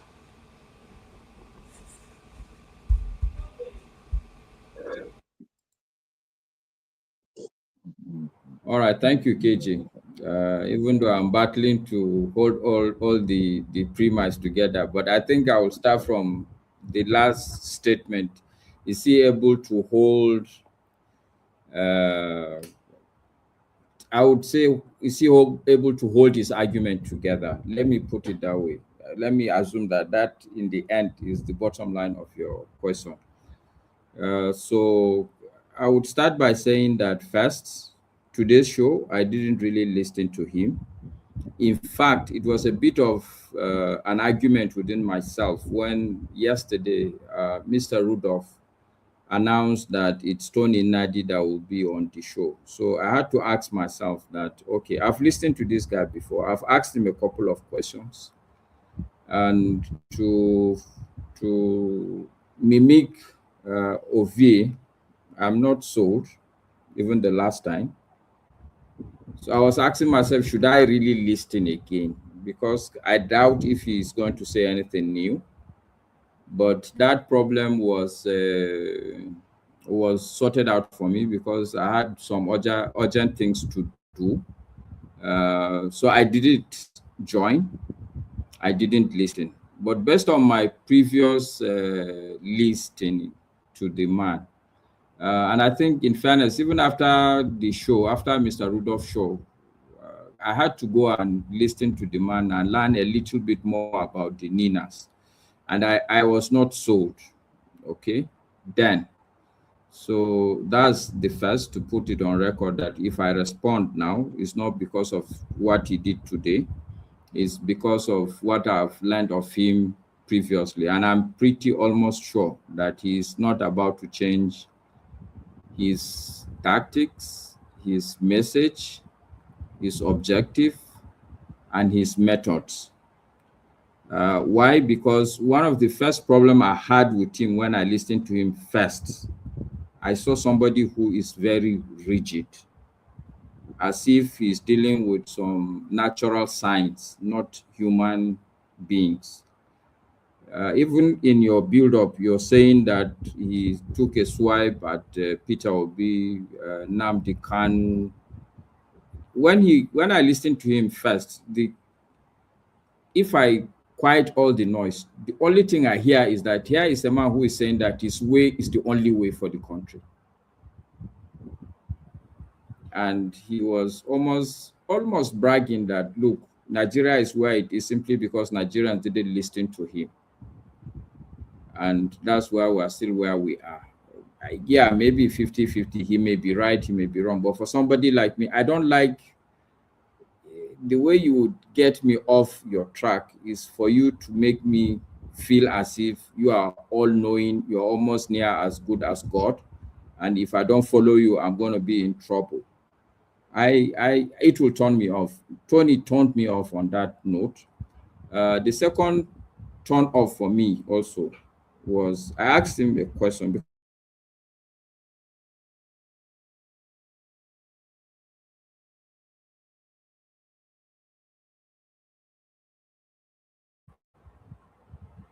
Can you hear me? Back now, you were off for a while. Okay, go ahead. KJ, can you hear me? We can hear you now. Go ahead.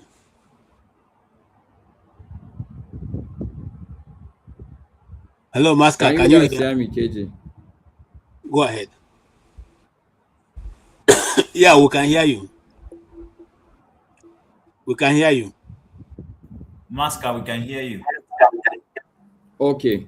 And I'm using my second tier internet, so I'm sure it's going to be a bit problematic. All right. So when I listened to him that time, the second issue I had was almost like a Gideon Okonkwo that this man is trying to pull. What do I mean? He's effectively, my sense is that this man wants to take out, or let me be nice to him. This man wants to solve the Fulani problem of Nigeria.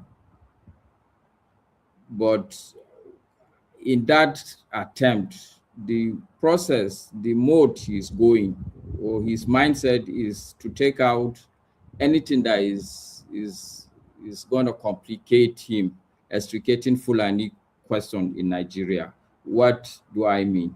I asked him, okay, so in this your plan, I asked Tony Nnadi then, in this your plan, what is it that you have for the ordinary man in Zamfara? What is the plan for the ordinary man in Kano, in Jigawa, in Katsina? I didn't hear maybe Zamfara, Sokoto, all these states there. It doesn't sound to me as if like you're pretty much interested in there, in the people around that place.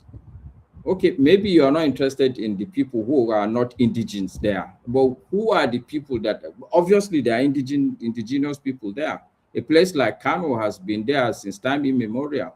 So you can't say that it's predominantly, what do you call it, non-indigenous people. But what are the plans for these people? He didn't come with a very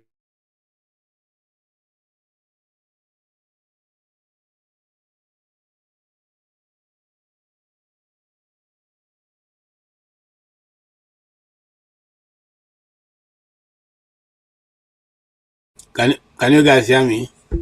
Okay, his system has gone off again.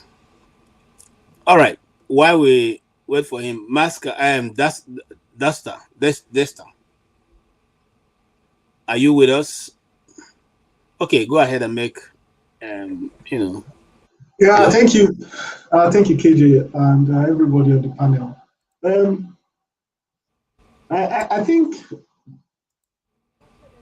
I think it's a little bit disingenuous when you have somebody who has put in a lot of work, into something, into an idea, and we just come and throw it away. I mean, many of us here just come and throw it away we have not done anything. And I think also if something is not really, the idea of democracy is that even if somebody is saying something that really I cannot fathom, it doesn't mean I dismiss it. Maybe Tony Nnadi is living generations ahead of us. So many of us, we are so constrained to what we know in the present that we cannot actually see beyond it. Or is it that Tony Nnadi is living behind? But at least the man is trying to provide a solution. And I think one of the things we should do is to interrogate it and, because not like, at least the man is trying to provide a solution. Many people here are not providing a solution. They just want status quo. Status quo has not worked. I heard some of us say things like, what we have is what we have to.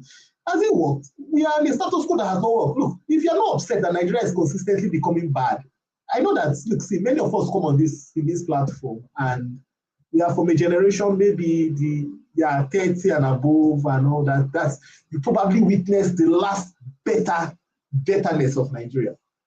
But Nigeria is not working. It's been consistently going bad. And you have a man who long ago identified that this thing is going to go bad. And he has been saying it consistently. You see, until an idea pops that's become successful, many people speak against it. That's the truth. Until an idea becomes a success, many people will say, oh, no, it can't happen. No, even technologies that, like the stealth aircraft that the US built, it was a Russian idea. I think how you put squares, instead of you use triangles to form the aircraft. Oh, the Russians were the ones that wrote the paper, and they discarded it, and somebody else in America continued on it and built the first real stealth aircraft, that minimized the radar cross-sectional area. So I think it's a little bit disingenuous for us, could just come here and many people just throw away, Tony Nnadi is this, Tony Nnadi is that. Look, that man has been doing something for more than 20 years. He's not stupid. Somebody is saying, oh, what is he going to do? What about the North? What about That is why those people have to think for themselves. The man is thinking for himself. You see, we must get to a society. I think that's where the problem is. And one of the reasons why maybe what he's saying can't really, we want to impose the American model on Nigeria. Maybe the reason why it can't work is that the educational level of people in Nigeria is still very, very low. So you go to places whereby you have a community of maybe 5 million people and only maybe a couple of hundreds of people are enlightened. So decision-making becomes very difficult. That's the problem we are having in Nigeria. You still have enclaves in Nigeria that decision-making rests in the hands of a few who would skew that decision to their own benefit. And when I say education, it's not just about going to university. The enlightenment of the mind. Example, look at a place like Port Harcourt, and one man holds sway. One man completely holds sway. People can't do anything. Why? The people are not enlightened. The man comes out, the same man that has looted your resources, comes out and says, I'm doing a rally. You people still come out to come and troop out to sing his praises. These are the problems we have. So from what the guy said, look, I've listened to this man long ago, but not necessarily that I agree with everything he's saying, but at least he's trying to provide a solution. I think it's a little bit not good when we come here and we just throw away what he's saying, and for whatever reason, for whatever biases, but we are not providing anything that is working. Anybody that comes here and says we should continue in the way we are going, they are not helping us. It's not working. Okay, thank you. Let's hear Masker quickly before he goes off again.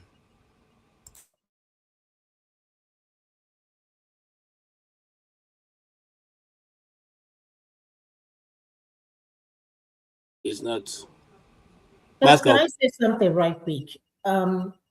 Again, I'm not taking a shot at anybody, but this issue of, I don't like, let me choose my words carefully. Okay, let me say it the way it is. This is one of the problems that we have in Nigeria, because particular regions feels that they are more important than the other region. You can never hear any Southerner or any Easterner, say, what are you going to do for these people or these people? I don't like it. If you guys want us to be one Nigeria, what affects the North should affect the South, should affect the East, and should affect everybody. I don't want it to, because that's the way some people, make it feel when they come. It's just their region. Some of the Easterners do that in terms of marginalization. I know where they're coming from, but I don't like this idea. What can you do for us? No tribe is better than the other, and no region is better than the other. And I think this is one of the biggest problems that we continuously fight in our country called Nigeria. If we don't stop that mentality or remove that mentality from our head, we are not going to go nowhere. And that's why I consistently say, if you get to this point, let everybody go their own way so that you can, focus on your region. But whenever we come here to talk about Nigeria, let us focus on Nigeria as a country, as one, instead of making it, what are you going to do for somebody in Kano, or what are you going to do for somebody in Kaduna? I don't think that's a good idea. Okay, thank you so much, Ife. Ife saying it's not a good idea for you to always think about your region. And that question always comes up every now and then, that yes, our region, what are you going to do for our region? The North will not accept this. We will resist this. You cannot do that. You cannot do that. You can't do this. You can't do that. The question now be, when you keep saying that, are you saying it because you want to build a region, you are building a nation of equals, or you are building a nation where only you people can determine what happens to the rest of us? If all of us take that same position, will there ever be a nation that all can build and say we are proud of? That's the question. And that's the answer that we all need to debate. So, looking at this point right now, I would like us to one day sit down here with those experts, because I see a lot of experts in American politics, and we discuss the American Constitution, how it was formed, the wordings in the Constitution, vis-a-vis the Nigerian Constitution, and what is said in it. Let us see, compare and contrast what is working in America and what is working in Nigeria, and what is not working in America and what is not working in Nigeria. Perhaps that will give us a more inclination into what is good, and if that good is working for the Ganda, or it's just the Ganda alone that is suffering it in Nigeria. If we're able to determine that, it may go a long way to help us be able to build a nation. If we really are truly interested in building a nation, as it is, I'm not even sure that that's what we want to do. But that's my opinion, and I'm not forcing it on anyone. Dexter, you can go ahead and complete your thoughts so I can move on. Sorry, Dexter, I think I interrupted you. I'm so sorry. Yeah. I mean, give me 1 minute, please.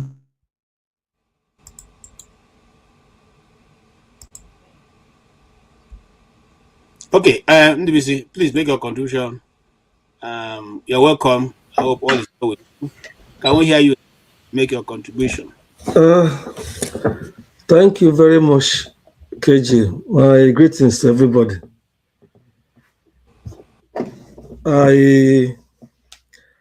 I've been following Tony Nnadi's position for some years now. And he is consistent on what he's saying. What he's simply saying is that we need to renegotiate our union because of the myriad of problems we are facing. Yes, I know many times he emphasizes on what the Fulani hegemony have done to the country. And NDBC, give me just, I beg your indulgence. Let Masker, who have been coming off our own, be able to make his contribution, because we don't know his network will be on. Go ahead, Masker. All right, thank you, KG. My apology. I know it's very inconveniencing for the listeners and the fellow panelists, but of course, such is life. One has to be realistic.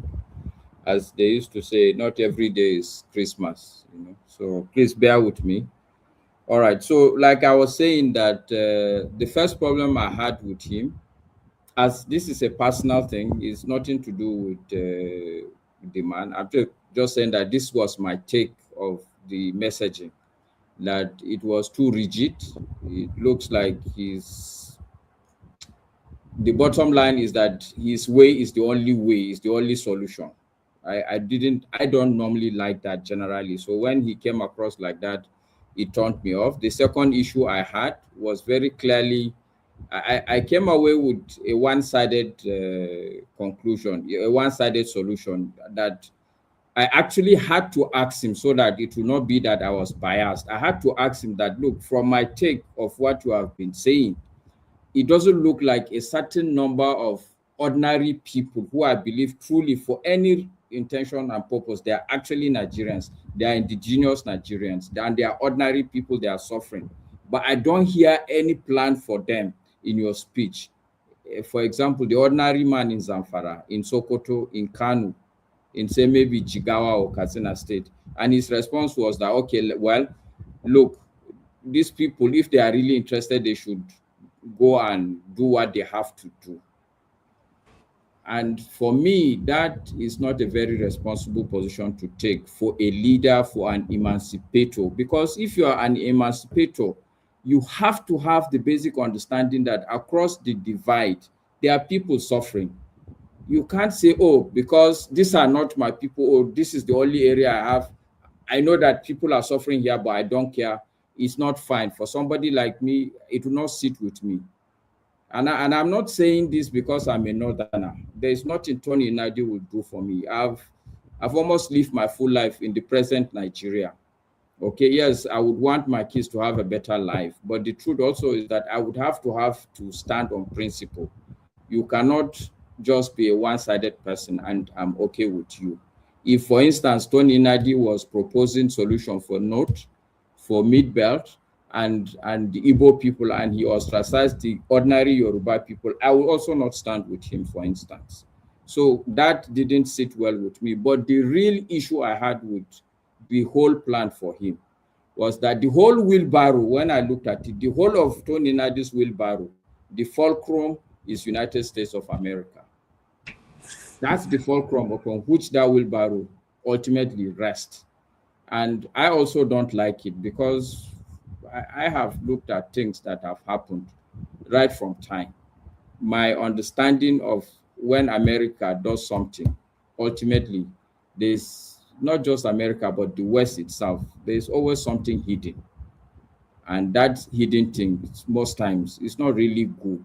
If we are going to move as Black people, we have to have a plan that is not resting on American support, American direction, American centrality.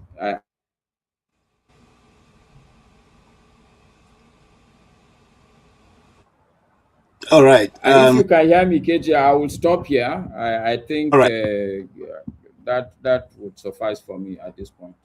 Thank you so much. All right. I have Chief Pansa behind the stage, and you know, a well number of other people. So if anybody is willing to speak and leave, let me know so that I can. You know, if you can go with this your head, please be there for us. More, we'll look your picture. Make people take and they come our program. I beg. KJ, put me back stage so Pansa can come in. All right. Thank you so much. Please be backstage so that you can respond to Pansa when he finishes. You can also mute Mr. Alan if he's not on seat right now. Okay. Thank you so much. Thank you so much, Jim. I didn't say that earlier. All right. This time bringing you back, so I can complete. And then we can move to a new topic. Looking for. I was speaking before you asked me to stop, so that you continue and finish. Huh? Continue and finish. Okay. So from the summary of what Mr. Nnadi said, which has always been his position, I think what he was saying is that Nigeria, as presently constituted, is not working, and the country needs to be renegotiated. And I'm sure many of us here have the same view. Some people, like the patriots and others, have shared that view. Even the man in power now, he said it again today, that the man in power has this same view, but because he's in power now, he has forgotten that. I want to correct something from what Matsa said. I don't think he excluded any group in Nigeria. What he's actually saying is that all the ethnic nationalities in Nigeria, including the Fulanis, everybody should come to the table so that we negotiate, so that we can renegotiate Nigeria for equity for everybody. And if that renegotiation means that there will be a different kind of system of government, so be it. But it says that as it is now, it's not working. We can see the greatest danger we are all facing now, this whole-scale massacre going on across the land. And it is not being tackled properly because some people who feel they have stake, who feel they own the country, they are not moving fast to stop this thing. And that is why many people still suspect that there's an agenda going on. I didn't even hear when he said that he supports the US president. He only said that the president, because of what is going on, that some Nigerians cannot watch and see what is going on in the country. That is why they cried out to some powers that be, including his own group. And I equally want to dispel one talk. Sometimes here, we hear some people say, oh, US is now in our country, bombing our country. Let us say it precisely the way it is. The bomb they threw in December was to take out some segment of these people killing our people. And since we have heard that they have soldiers on ground, we've not seen them engage in any combat, whichever way. What will happen tomorrow, I don't know, none of us knows. But if our people, the people who swore to defend us, run our country well for everybody, are sitting behind while our people are being killed, why would some of us who feel bad call for help from anywhere? So what Tony is just saying is that he even gave a model. He said the South African model. He said there shouldn't be chaos. We can allow the present system to continue. It will be like an interim government, a winding out government, a government that will stay while the people who are Nigerians, our people here in the country, all ethnic nationalities, they will sit down and decide why the government is still running on an interim level. They will sit down and fashion out the way we are going to govern ourselves. And from there, create a new constitution that will be equitable for everybody, where everybody will be under the law. Then that constitution will be put to referendum. People will say, yes, we want it or we don't want it. At the end of the day, whatever constitution we decide to have, will be the new constitution.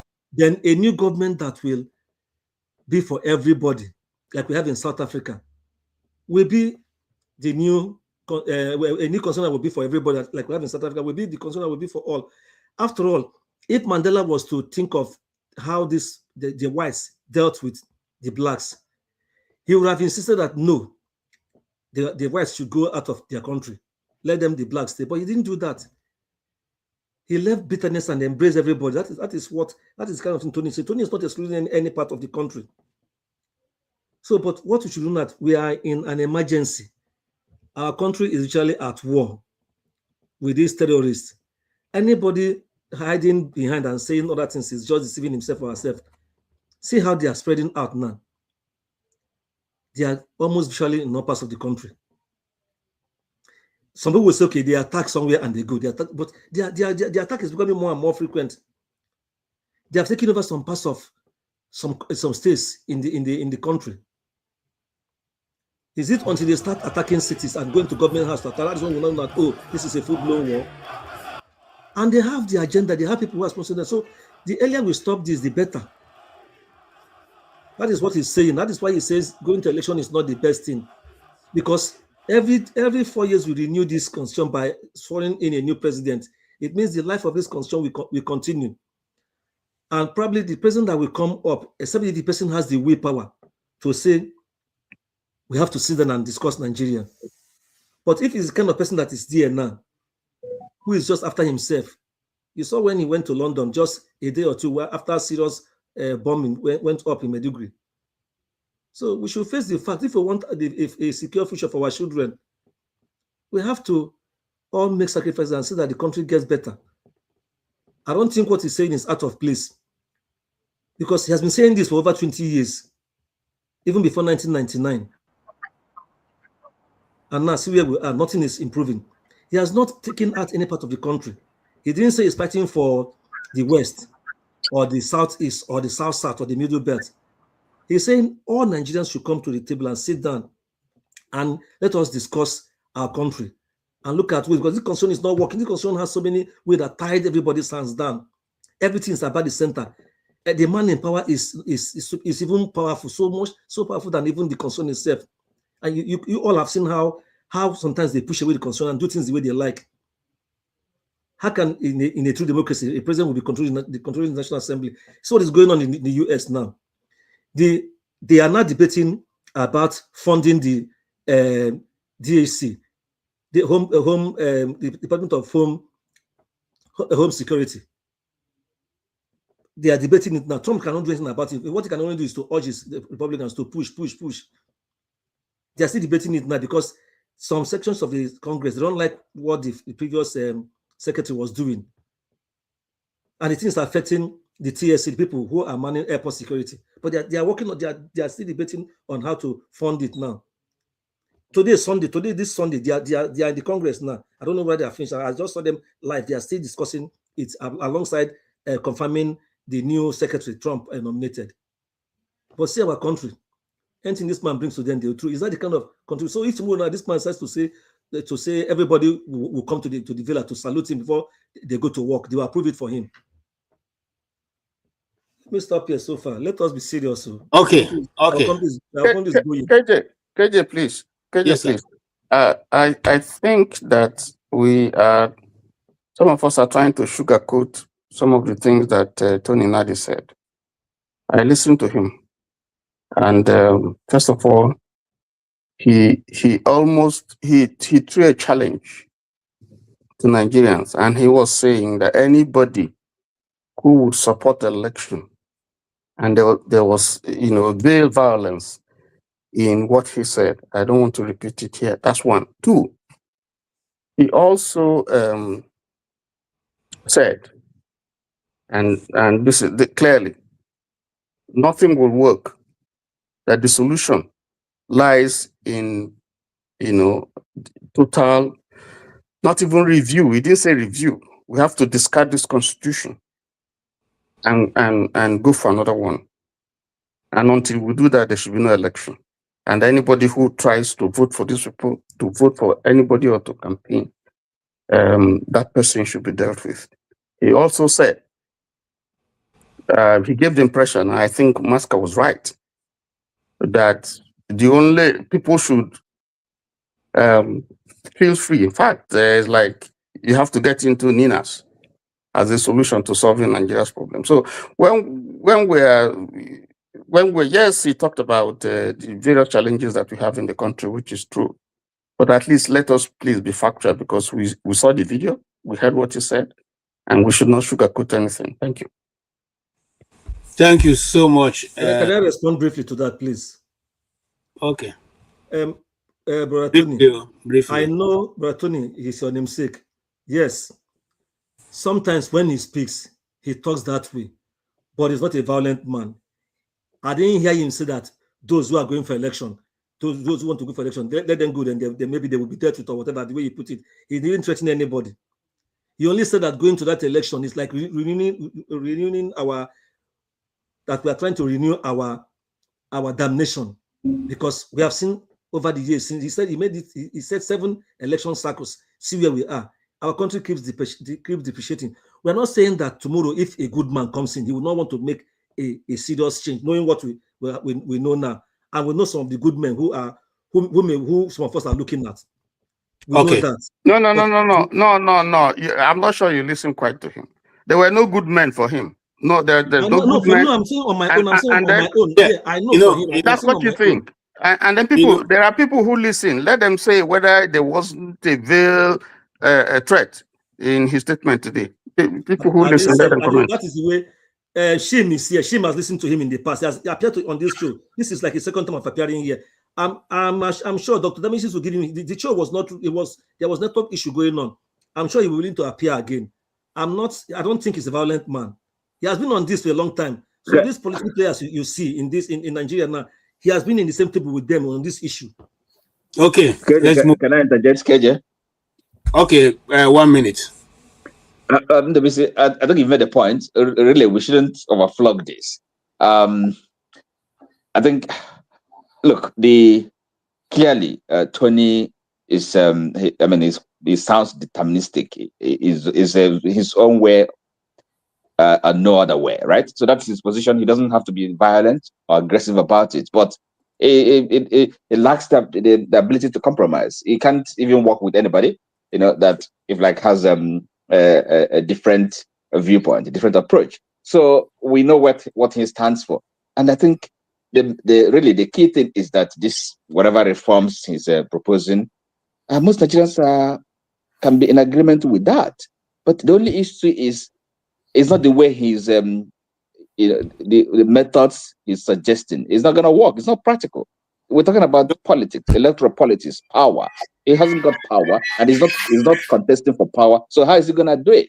So it's just like one man, kind of crying in the wilderness. So it's a waste of time. He can. So I think we should just move on. He has done his bit. Okay. So now it's politics. Okay. That's really what we should be discussing. All right, let's move on. Thank you so much for that. Yes, I think we have exhausted this, except somebody has something very important to say. If not, we'll move on. Mr. Tony Nnadi has been on this for a long time, and I appreciate his consistency. But you see, consistency sometimes only carves for you a niche for history. It doesn't really achieve your purpose. So we have seen very dark men. Very dark men are always going to be out there, but at the end of it, they are this thing. It may just be ants in the street.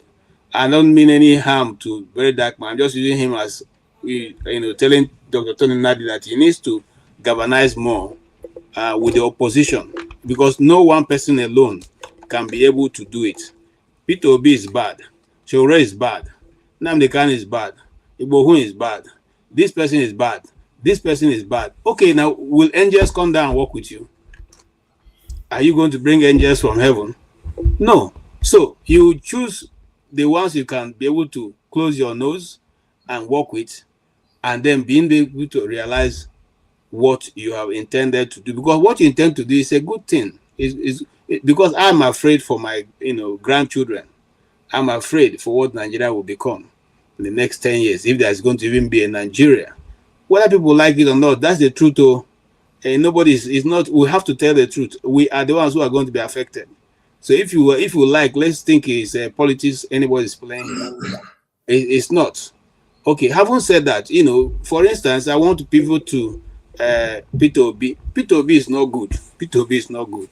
Yet he's the only one person who the whole apparatus of government have been, beamed against with serious searchlight. The kind of light that ships carry, that ships that travel in the highway, in the high sea. Those lights that can, those torchlights can go more than, almost 100 miles. Very strong. Okay.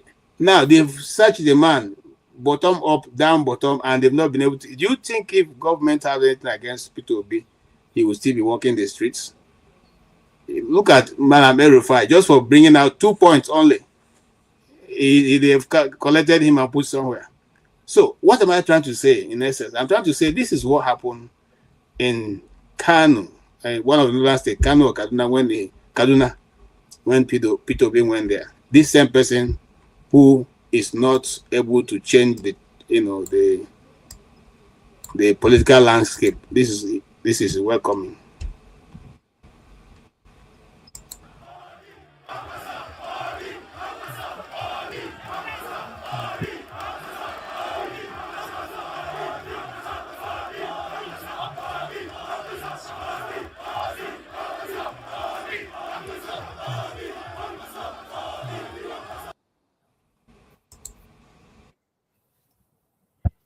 This is AI, Jaws. AI.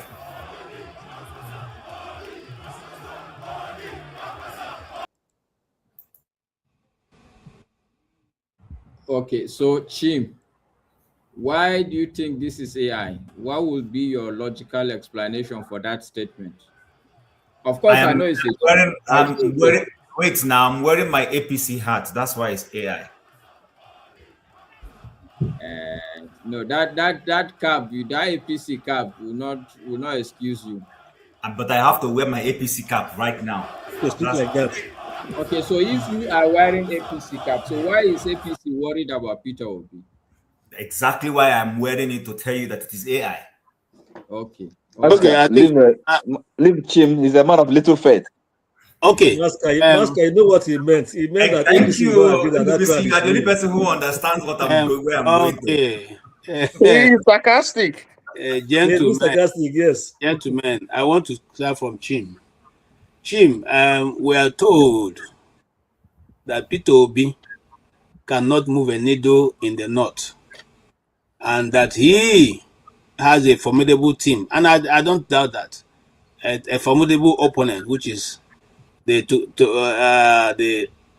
Adamawa born Abubakar Atiku, who has been in the political scene since the days of Yar Adua, who was a member of the People's Front, who was the right-hand boy of our very dear General Musa Yar Adua, of blessed memory, who also inherited the platform of General Rai Adua when he passed, and today seemed to one of the major forces in the north. Do you think that Peter Obi can be able to combat him in this coming race? Okay, yeah. KJ, thank you very much for that question. No doubt Peter Obi is a force. If we want to go by the last election, where not a single governor, but I believe he got more than 6 million votes. I believe he got more than 6 million votes. I believe the last election, I'm sorry, was an election where votes were allocated. So for him to have been allocated 6 million, it means they saw what he got and said the safest quantity of votes to give him to accomplish our objective is 6 million. So anybody who wants to argue with me, that's fine. I'm going to speak on two sides. I'm going to give my positives about him, and then I'll also say areas where I have disagreed with Obi. Because I think if we genuinely appreciate someone, you should be able to, hype on what they're doing well. And since I don't have access to him, I will say where I think he plays a little bit of, in my view, he knows what he's doing, no doubt. But as a commentator that I am, what I perceive to be his bad politics. So Obi is reaching out. Obi is pragmatic. Like you rightly said, and a lot of people have said here, and which for any reasonable person should be the way to look at life, is that no angels are going to fall from heaven to run Nigeria. Angels don't fall from heaven anywhere to run the political system of that country. It's going to be the individuals, the politicians they have there. However, for us who are the guys who vote, it's for us to look at amongst alternative candidates we have, variables, to pick the safest. You understand, in terms of our values, what we want, for someone who is more sensitive to the plight of people. Look at somebody's pedigree. What kind of politics has he played when he was in position of governance? If the person has been in governance, for instance, how was his government? Did he lead by empathy? Did he lead by developmental indices? Do you understand? Was it about him or about society? This is the thing Nigerians haven't done well. We run with, oh, he's from my ethnic group. Oh, this man gave me money at the airport. Oh, when I did not have shoes, he gave me sandals to wear. No. If you look at life that way and politics, you will pick the wrong candidate. But when you look at somebody who, when he was governor, for instance, you see he had opportunity to enrich himself. He said no. He looked at society long term. He invested the assets of government into things that generated money for government and walked away when it was done. Those are the things you look at. You don't look at somebody who, because he is a strategist, strategy to where? What is he strategizing to? He's a bridge builder, building bridge from where to where? Is he just building the bridge from his friend's house into his bedroom? What exactly is he breeding the breed for? Somebody who is okay. Look at, I was listening to somebody the other day telling me on Honest Bunch that they asked him why he doesn't like P2B. He said that when they asked P2B a question about climate change, thank you, climate change, that P2B just said that he doesn't know so much about climate change, blah blah blah, and he said, and this same person said he was going to vote for Tinubu. Then I stood on my seat. I said, am I hearing right? Because I remember when they asked Tinubu the same question on climate change, I remember what he said. He said something that was when he made a comment about chalice and church. Yeah. I'm like, do these guys think we're dumb? This is the same Tinubu that because of, listen, we didn't hold political debates, presidential political debates because of Tinubu. Because of Tinubu. Yeah. Because of Tinubu. All the other candidates were ready. He said he wasn't going to show up. And the other said, if the flag bearer of the major party won't show up, what are we going there to do? Yeah. This is a man who went to Chatham House. They asked him a question, and he shared the question to people who were not running for office. But somebody sat on a program that was viewed nationally and said P2B didn't answer a question well. That is why he would not vote for him. And I sat down and I said, Jesus is Lord. Who are the kind of people I'm sharing Nigeria with? And how do they reason? I'm not kidding. It's condescending. This comment I'm making is condescending. I'm sorry. Sometimes I listen to and say, do I really share space with this kind of character as a citizen of the same country with me? So Obi is reaching out. He knows he can't win. His good character cannot win him the presidential ticket alone. If he's realistic, he needs to reach out. But however, this is where I have a problem with him. Maybe for the time sake and for the season and time, what he's doing might be right. But this is where I have a problem. Obi hasn't been consistent on the platform. I'm sorry to say. You don't jump from platform to platform. It doesn't help. The guy in office right now, that is his plus and his strength. He has been in one particular party consistently. AD is what became ACN, and ACN merged with CPC to form APC. That's a plus for him. What that has done for him in terms of politics is that he has been able to sit in one place with people of like minds, sell his bad politics to them. They bought it and they helped him grow. Listen, read it however you want to read it. It is, it's still politics. He sat somewhere, built a machinery, criminal or otherwise, and it has helped him get to where he wants to get to. I know there is no one size fits all, I accept. But the thing is this, Obi hasn't been consistent in one place. And it shows, because that makes it unable for him to be able to hold leverage. Even in this ATC, he doesn't exactly hold a strong leverage. Don't forget, this party is new. The person who might likely win the presidential ticket at the end of the day might be the one who commands a. See, politics is about how does all politics, popular say it? All politics is local, and also politics is also a popularity contest. Okay. See, in the sense that how many of your key henchmen control positions and can influence votes for you. That's okay. So that is where I sit when it comes to Obi, and but does he have a chance? He has a very strong chance.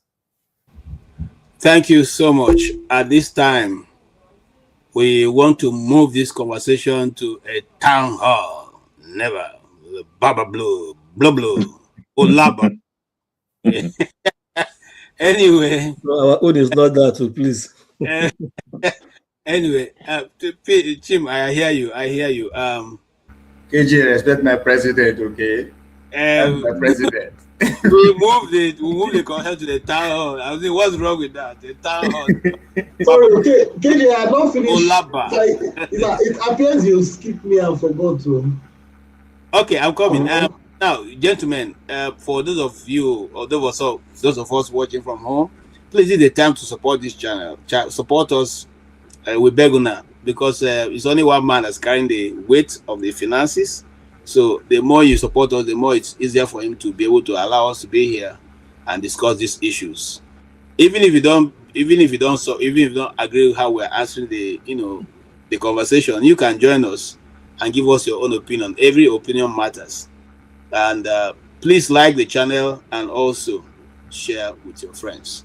Thank you so much. CM, you heard what Chim said. The only thing that I seem to find a bit this thing is, listen, we just saw a video of Mr. Peter Obi in Kaduna.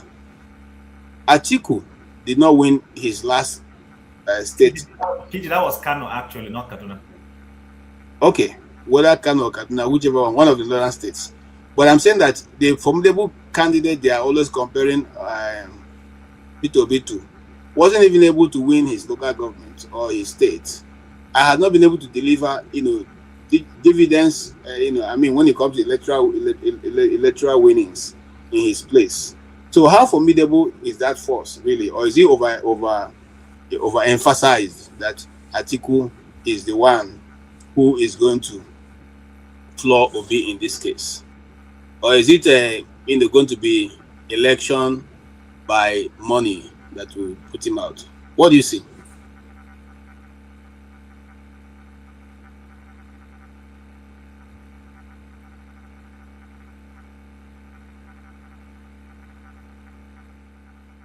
Okay, I think your volume is gone. Yes, CM.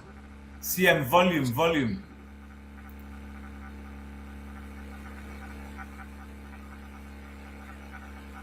I think he muted himself again.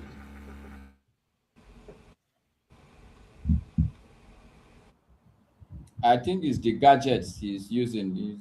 Okay, CM, we can't hear you now. For now, your gadget has dragged himself into a corner. We can't hear you. Gadgets have cornered you out. They are not happy with what you are saying. Okay, if you go out, you come back, I'll bring you in. But I want to bring Mr. Ahamefula. Ahamefula is a member of the Obedient, so he will have something very serious to let us know. Yes, please go ahead, sir. Sorry, before you start with what I will do, I will go out. I think you should bring out Chim. No. Okay, no, you, Master, you make your comment before you go out. Sorry, gentlemen, because he is Nigerian and he doesn't have a steady. I don't like this thing now that people are making me look like an either orphan. No, nobody's making you look anything. Just don't worry. Nigerian, we don't like make the. Are you denying the fact that you are Alemajiri? Are you denying that fact? Okay, somebody said do door for him. I bet no vessel. I no go school and I no go. You like Alemajiri. Don't worry. All right, no Allah. Thank you, KJ. And I must confess that look, you are a proper Nigerian. Don't wash away any other thing I would say. I know I called you a propagandist, but I've taken back all this propaganda. This is Oshobole style. Come to my party and all your sin will be forgiven. Yes. All right. So, look, I think I will line up behind Chim. The real issue I have with every Nigerian is that and I see it a lot during Buhari's time. Somebody removed his cloth, say he wanted to beat me because I was challenging their attitude towards a fellow human being. God in high heaven would in fact punish you people if you carry an ordinary human being and take him to a level of a God. It's only just logical. We are all human beings. Nobody is perfect, and there cannot be any perfect person here with us. So I really, the only challenge I have is, especially the people, the way when we carry somebody, we carry him up and put him on our shoulder, and you don't want to hear any criticism about that person. I think that's just the only issue. If the man is willing to open up and learn a couple of tricks, I think this is a country where this adage would fly, where they say in a country of blind people, even if Peter Obi is a one-eyed man, he will be okay to be our king. I think I'll rest it there. Wow. Thank Okay. Thank you so much, Masker. I appreciate your contribution. Yes, and I'm bringing this Obi issue to the fore because, every time Obi no be now president now. Obi no be the president. Obi no be even governor for the state. They follow. They no carry and go London as opposition, strong opposition leader. Meanwhile, when they went to the Prince King Charles dinner, they saw the opposition leader. She was sitting there. The opposition was there with the people in government. Our own, once you lose election, even if you get good idea, nobody wants to hear it, which is why we are where we are. Anyway, Mr. Ike, you are welcome. Please, let's hear your contribution, because I say that because you are in a position to let us know. We are dealing with a very big masquerade, and his name is Atiku Abubakar, the Toraki of the Adamawa. And they said that because he is so strong and powerful, Obi cannot dislodge him in the north. And he himself, Adamawa Toraki, said 2 years ago or 3 years ago that the north will not vote an Igbo man. Do we still stand in that place right now? And is Mr. Obi going to move to the north so that the north can vote for him and change his tribe?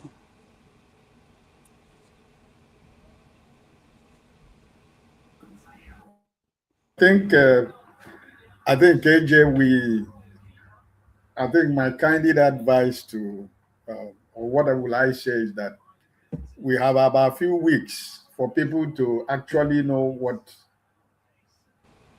the new political system is going to look like. So we don't need to flog it too much.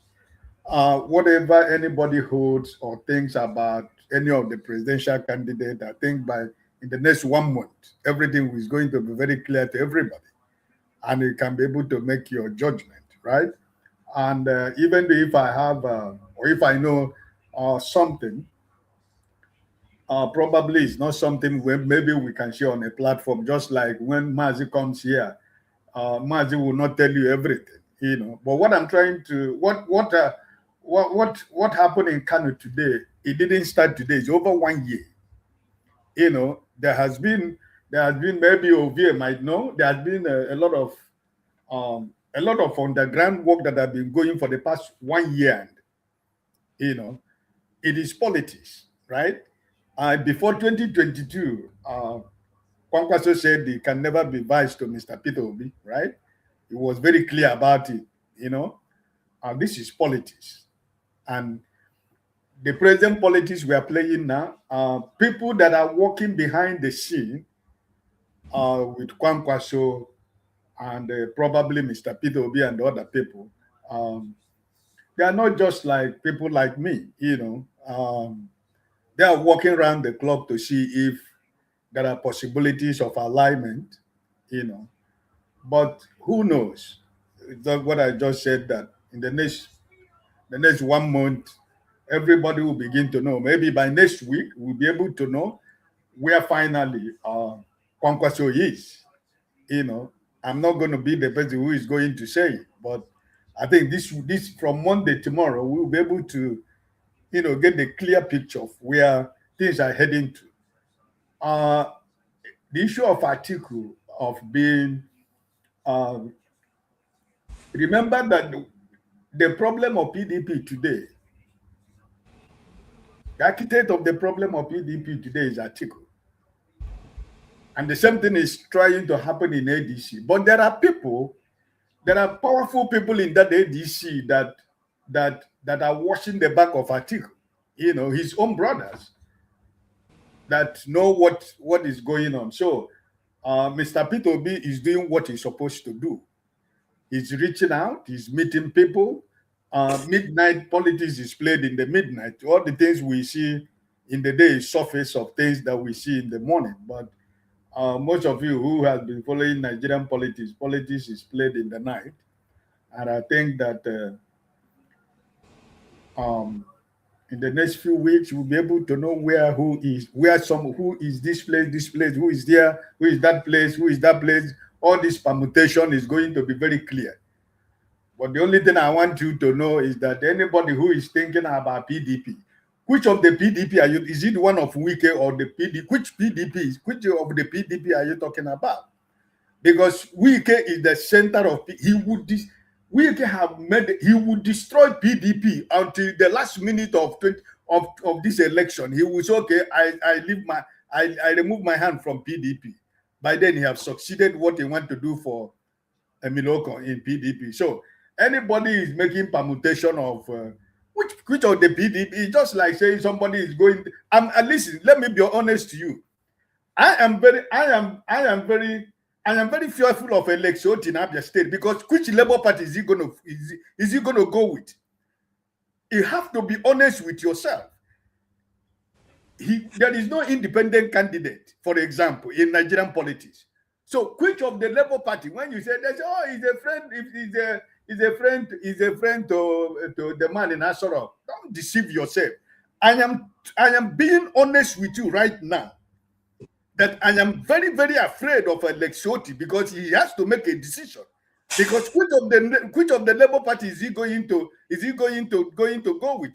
This week alone, Abure has appeared again, has resuscitated from nowhere again. They have spared Nnadi and his group. So which of the Labour Party is he going to be? So he has to also make up his mind, because the APC in the Abia State, they want him out, and he has to make a decision. Because if he doesn't make a decision on the day of election, if he stands as an independent candidate, he's going to win. But do we have an independent candidate in an election?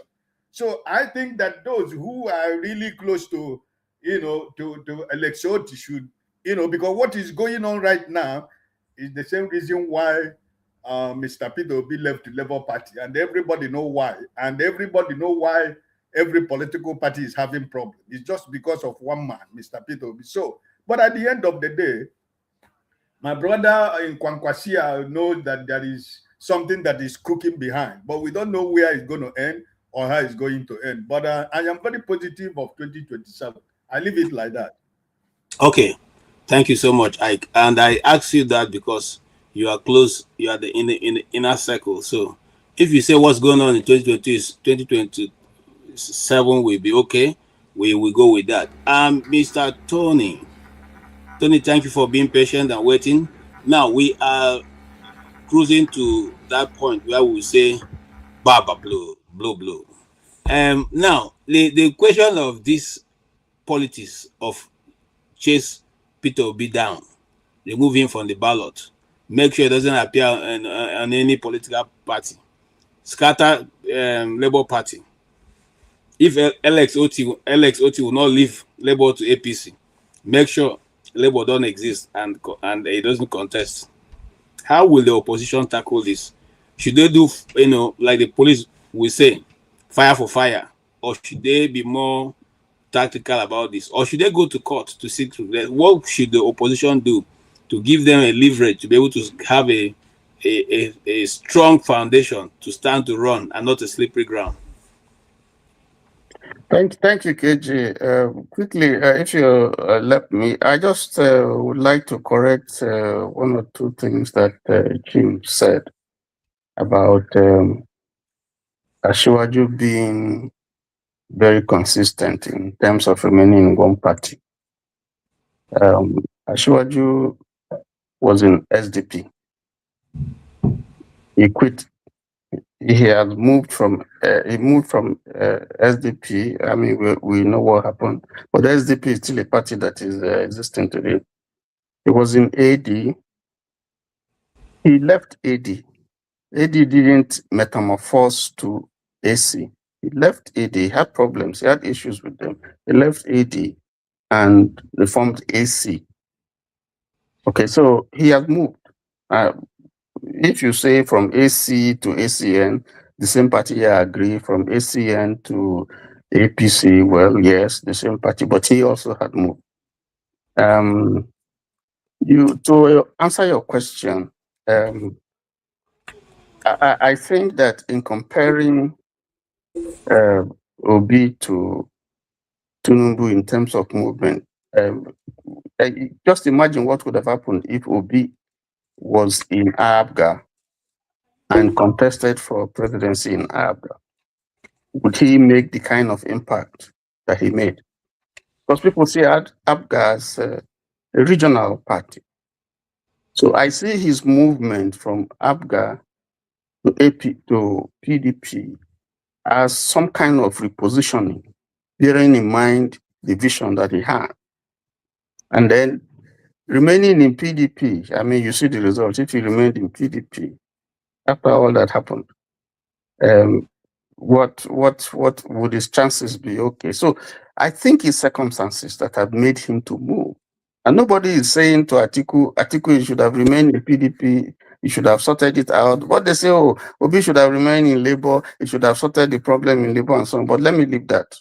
That's an issue for another day. But you need to go and play the video where in Arise and in TVC, where Ayo Fayose was asked a question concerning Obi and he was speaking about Obi. That video is there for people to see. He has consistently been saying that anybody, any politician that does not take Obi seriously, the Obi threat seriously, that person is not a serious politician. So it is known in Nigerian circle, whether you like him or whether you want to diminish him or whatever, it is known that Obi is a political force, whether you like it or not. As a person, we have seen his capability, his ability to muster support for his cause, or for what he believes in. Now, but that said, this is politics. And if you remember, you asked the question, why is it that they are chasing someone who purportedly came third instead of someone who came second? I think that someone who came second and who had the kind of pedigree like Atiku should be more a threat to the establishment than Obi who came third. Some people say a distant third. But the issue is very, very clear because we know if you take Rivers State, for instance, alone, and I think that's even clear because even the external observers who came did say that Obi won Rivers State. If you take these votes, real votes, add it to what he had, what is allocated to him, take away and give Asiwaju his real votes, if any, in Rivers. Take away the votes that was allocated to Asiwaju in Lagos and give Obi his real votes, plus or minus. You would see a difference. Obi is the only one ever that has taken on Asiwaju and defeated him in an election. Nobody else has done that.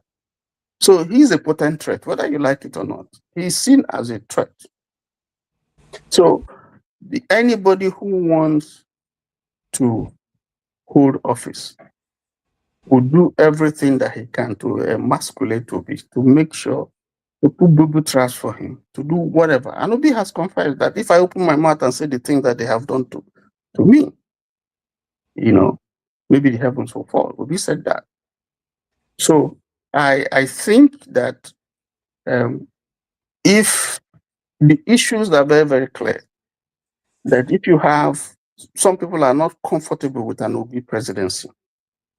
That is to say that if someone like Obi becomes a president, the privileges that they currently enjoy is likely, it's likely that they will lose it. Two, there's also the phobia, whether you like it or not, of the Igbo man being a president. There are people who feel that they are more comfortable with any other section of the country producing the president than an Igbo man. Whether that is real, what that fear is real or unreal, I don't know. But Tony, are you for real that you say you don't know whether it's real or unreal? Because I'm saying the fear. No, I'm talking about the fear. I'm saying why the yes, whether that fear. Just to digress a bit, your townsman said he will go to war if the purpose for America coming to Nigeria was to take the oil and give to the Igbo man. Is that not what he said? So that thing is already there. It's not something we'll discuss today, but it's there. So no, I'm not saying I'm not saying it's not. And I, much as I agree with your position, here is the case. I don't think you are getting me. I'm saying that there is that fear. Yes, and yes. That's so. okay. What I said, there is that fear. I said that, but I'm saying that the reason why they will have that fear, I don't know. That's the point I'm making. Yeah, that's the point I'm making. But the fear is there. That where I'm not comfortable with an Igbo man, I'm comfortable with some other, ethnicity or any other person, but not to be, yes, there's that fear. So I'm saying that whether that position that they hold is a genuine position, it's neither here nor there, because they may have their own reasons, but there's that fear. That's the point I'm trying to make. All right, thank you, Tony. Finally, I think that the only way to ensure that Tinubu, or one way to ensure that Tinubu wins, is to ensure that there's division within the rank and file of the opposition. And that is one area where the APC has done very, very, very well. And that's one area where the opposition have also failed, because they are not looking at the larger picture. Yeah, so I will ask you a question, Tony. Yes. The opposition, the government in power in the United States, are they using their power to destabilize the opposition in the Democratic Party? Are they doing that? And then, if that is not what they are doing, why is it acceptable in our own country that you will not allow the opposition to be able to stand and have an office and have an election and have a rally and even have them organize their party the way they want? Why the destabilization? Is that part of the politics also? That is why we're saying that the institutions are not working. That's why some of us are saying that you have to tear down the system. Because ordinarily, if you are in a democracy, there's freedom, at least some measure of freedom. But Nigeria's president is one that has powers and he can abuse them and nothing happens. But even here, if you want to talk about that in America, we'll see, in America, there are things that happen that the opposition is crying foul and saying, no, this shouldn't happen. But the institutions have managed to stay strong. So when people go to the courts, for instance, to present a particular case, you see the court, they have done reasonably well to say no. The Supreme Court has the majority of Republicans, and yet Trump has lost cases in the Supreme Court. I wouldn't say, I can't confidently say that of our own Supreme Court in Nigeria. So I think part of the problem has been our institutions. They are pocketed, they've been gagged. And so with the system that we have, if we're expecting the best, we won't get it because they're already compromised. So yes, so we need to do something about our institutions. They have to be strong enough to be able to say no when it's time to say no. Yes, thank you. Yeah. Thank you, Tony. I appreciate it. Sorry, I'm not cutting you, but Chim, you have 1 minute, just 1 minute. We're going to move. Yes. Okay. So first of all, before I say what I want to say, I read something here just on the side. It says, after FCT elections, you think Life Venture will give his life to Christ before January 2027. I found that very funny. I hope we know who Life Venture is. Anyway, so Tony, I think you misunderstand me. I quickly did a little bit of Google on AD. So what you will understand is that AD, you see, you know what? There's nothing Tinubu is doing now, actually, that didn't happen under PDP, but it just happened at a different scale. The thing is, he has, sometimes when you teach somebody or somebody learns bad behavior, the person who learns bad behavior can actually escalate that bad behavior in a very magnifying way. So AD was destabilized. I hope you know that, infiltrated. And that's why AD as a party does not exist in the original form. All the members and founding members of AD, of which Tinubu is a founding member, they've moved elsewhere. The only why I said he hasn't changed party is AD created a separate, still the same philosophy of, they were like a Yoruba party, ACN, and started from Lagos. And the man started building reach out to people. From that, his ACN, he went to the north and brought Nuhu Ribadu to be their first presidential candidate. Sorry, I take that back.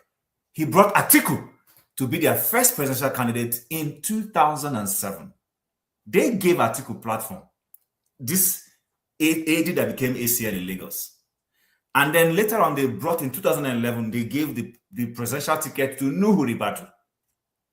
Then they sold the votes, use my word, sold the votes of presidential election in Lagos to PDP, which is where they made a political bargain to clear Tinubu of his corruption. Remember when he went to the dock in the, what do they call that, asset declaration something, and he went and cleared it, supposedly claimed, said this was bargain he did with Jonathan. At Code of Conduct Tribunal. Yeah, they were the tribunal. They were originally aligning with CPC, and the condition they gave to Buhari in 2011 was he should drop Pastor the latter rain man. They should drop him. Bakari. Yeah, and Buhari then refused. They put their support and gave it to Jonathan. Jonathan won the election. But by 2013-14, they went back in this rearrangement. And of course, he brought somebody from his camp, Bino Sibajo, and the rest is history. That party does not exist as is. However, one thing we must not, I don't see if elections are holding today, I will not vote for Tinubu. But the point I'm making is when it comes to consistency of the people he wants to work with, for where he wants to go to, let's be honest, he's been more consistent in that than Obi. Obi was a PDP member. Let me end here, sir. Obi was a PDP member, left PDP for ABGA, won election in ABGA. You can build ABGA and move ABGA to become a political party of national distinct and reach out to other people. But he didn't do that. I'm not blaming him totally. There might be things he saw, he felt he can't use that platform, and he went back to PDP. But he's now moved from PDP to Labour. From Labour now, he's moved to ADC. Now, for me, it's because he doesn't have the capacity to build something when it comes to political structure. Let's just okay. I think we'll go from there, Chim. And I want to let you know that I don't agree with your last statement, because if he doesn't have, you see, that's the same thing people say about Donald Trump. They just say he doesn't have capacity. Yeah, the man has a multi-billion-dollar business. Who is running it? You said he doesn't have capacity to build something, but Obi has a political structure like that. He doesn't. Clearly, he doesn't. No, I don't think so. But let's move on. Let's move on. Right, I'll come back to you. Let's move on. Okpablo, yes, go ahead.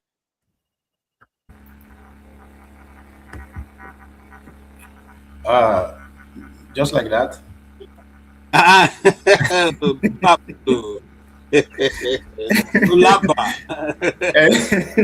Come, we'll get you arrested. Anyway, this is update. Since Pastor Ike don't unofficially appoint me as to be obedient representative. Yes. So now you first display that video. What you saw in Kano, is it a fluke? I will get there. Man, let's not forget that we still are 10 months away from the real day. So, and in politics, as they say, 24 hours is a big deal. So anything can change. But that's why I say now update. By this time, 2022, leading to 2023 election, political insiders and political agberu like us, we relegated to the obese sound to 4 people tweeting in the room. Anywhere the conversation pop up, I forget not 4 people tweeting in the room, because one Obi is not even seen as a presidential materials at that time. I mean, I'm talking about exact this month, 2022.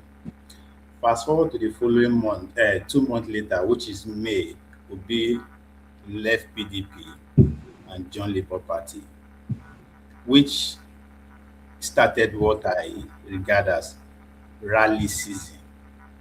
As soon as Obi moved from PDP to Labour Party, which is relatively unknown, rally begin to pop up from Ikoto Ekpene to Ososo to Kafanchan to Meduguri, everywhere rally.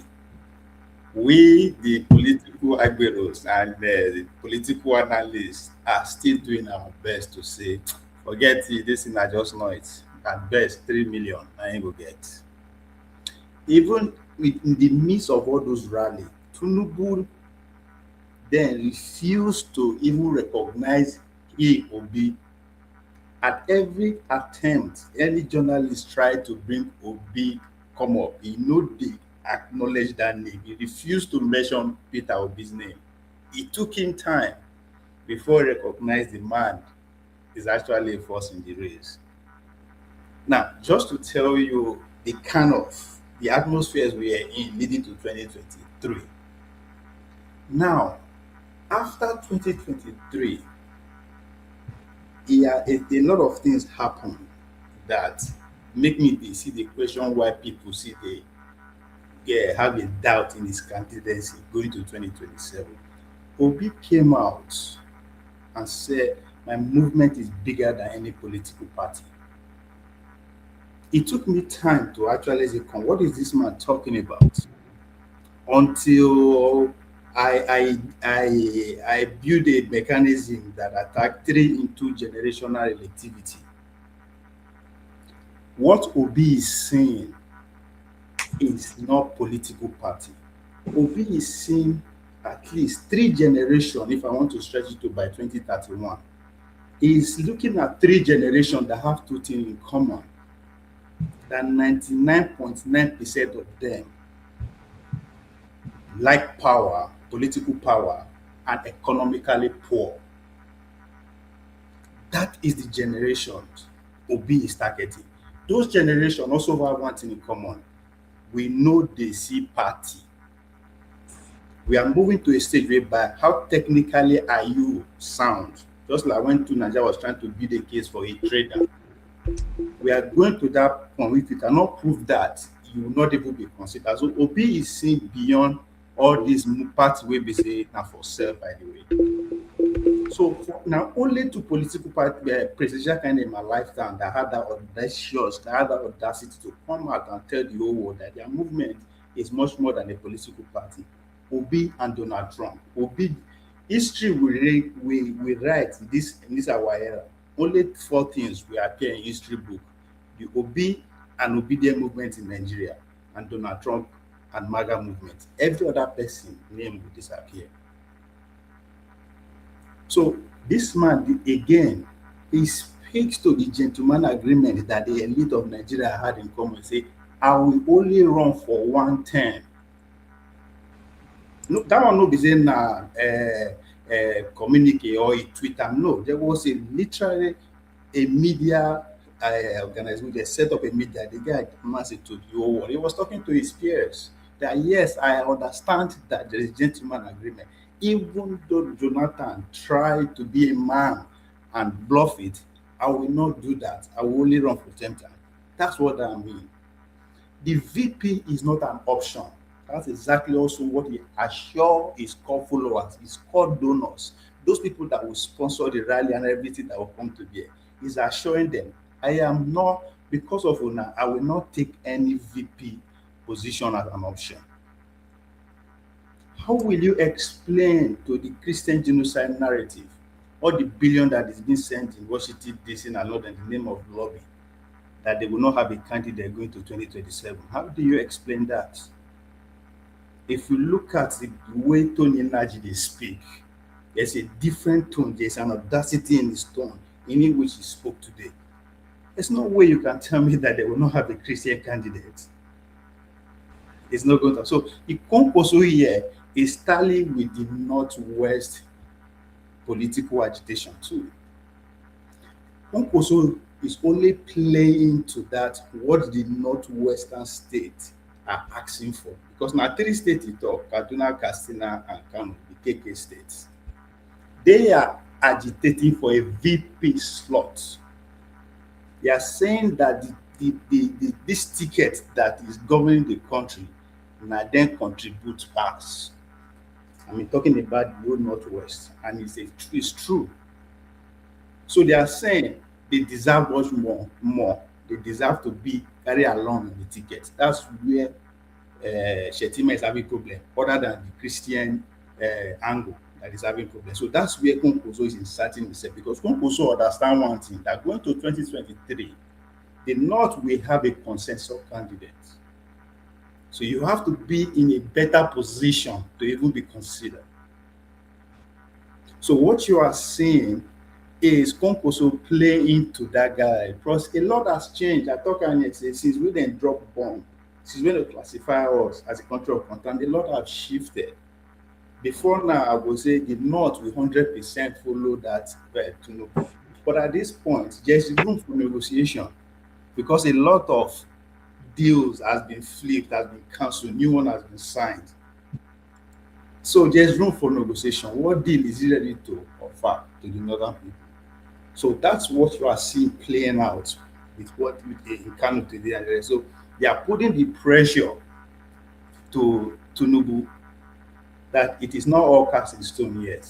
Our vote is still very up for everybody. So Konkoso playing to his own advantage, Obitu is taking advantage of that space.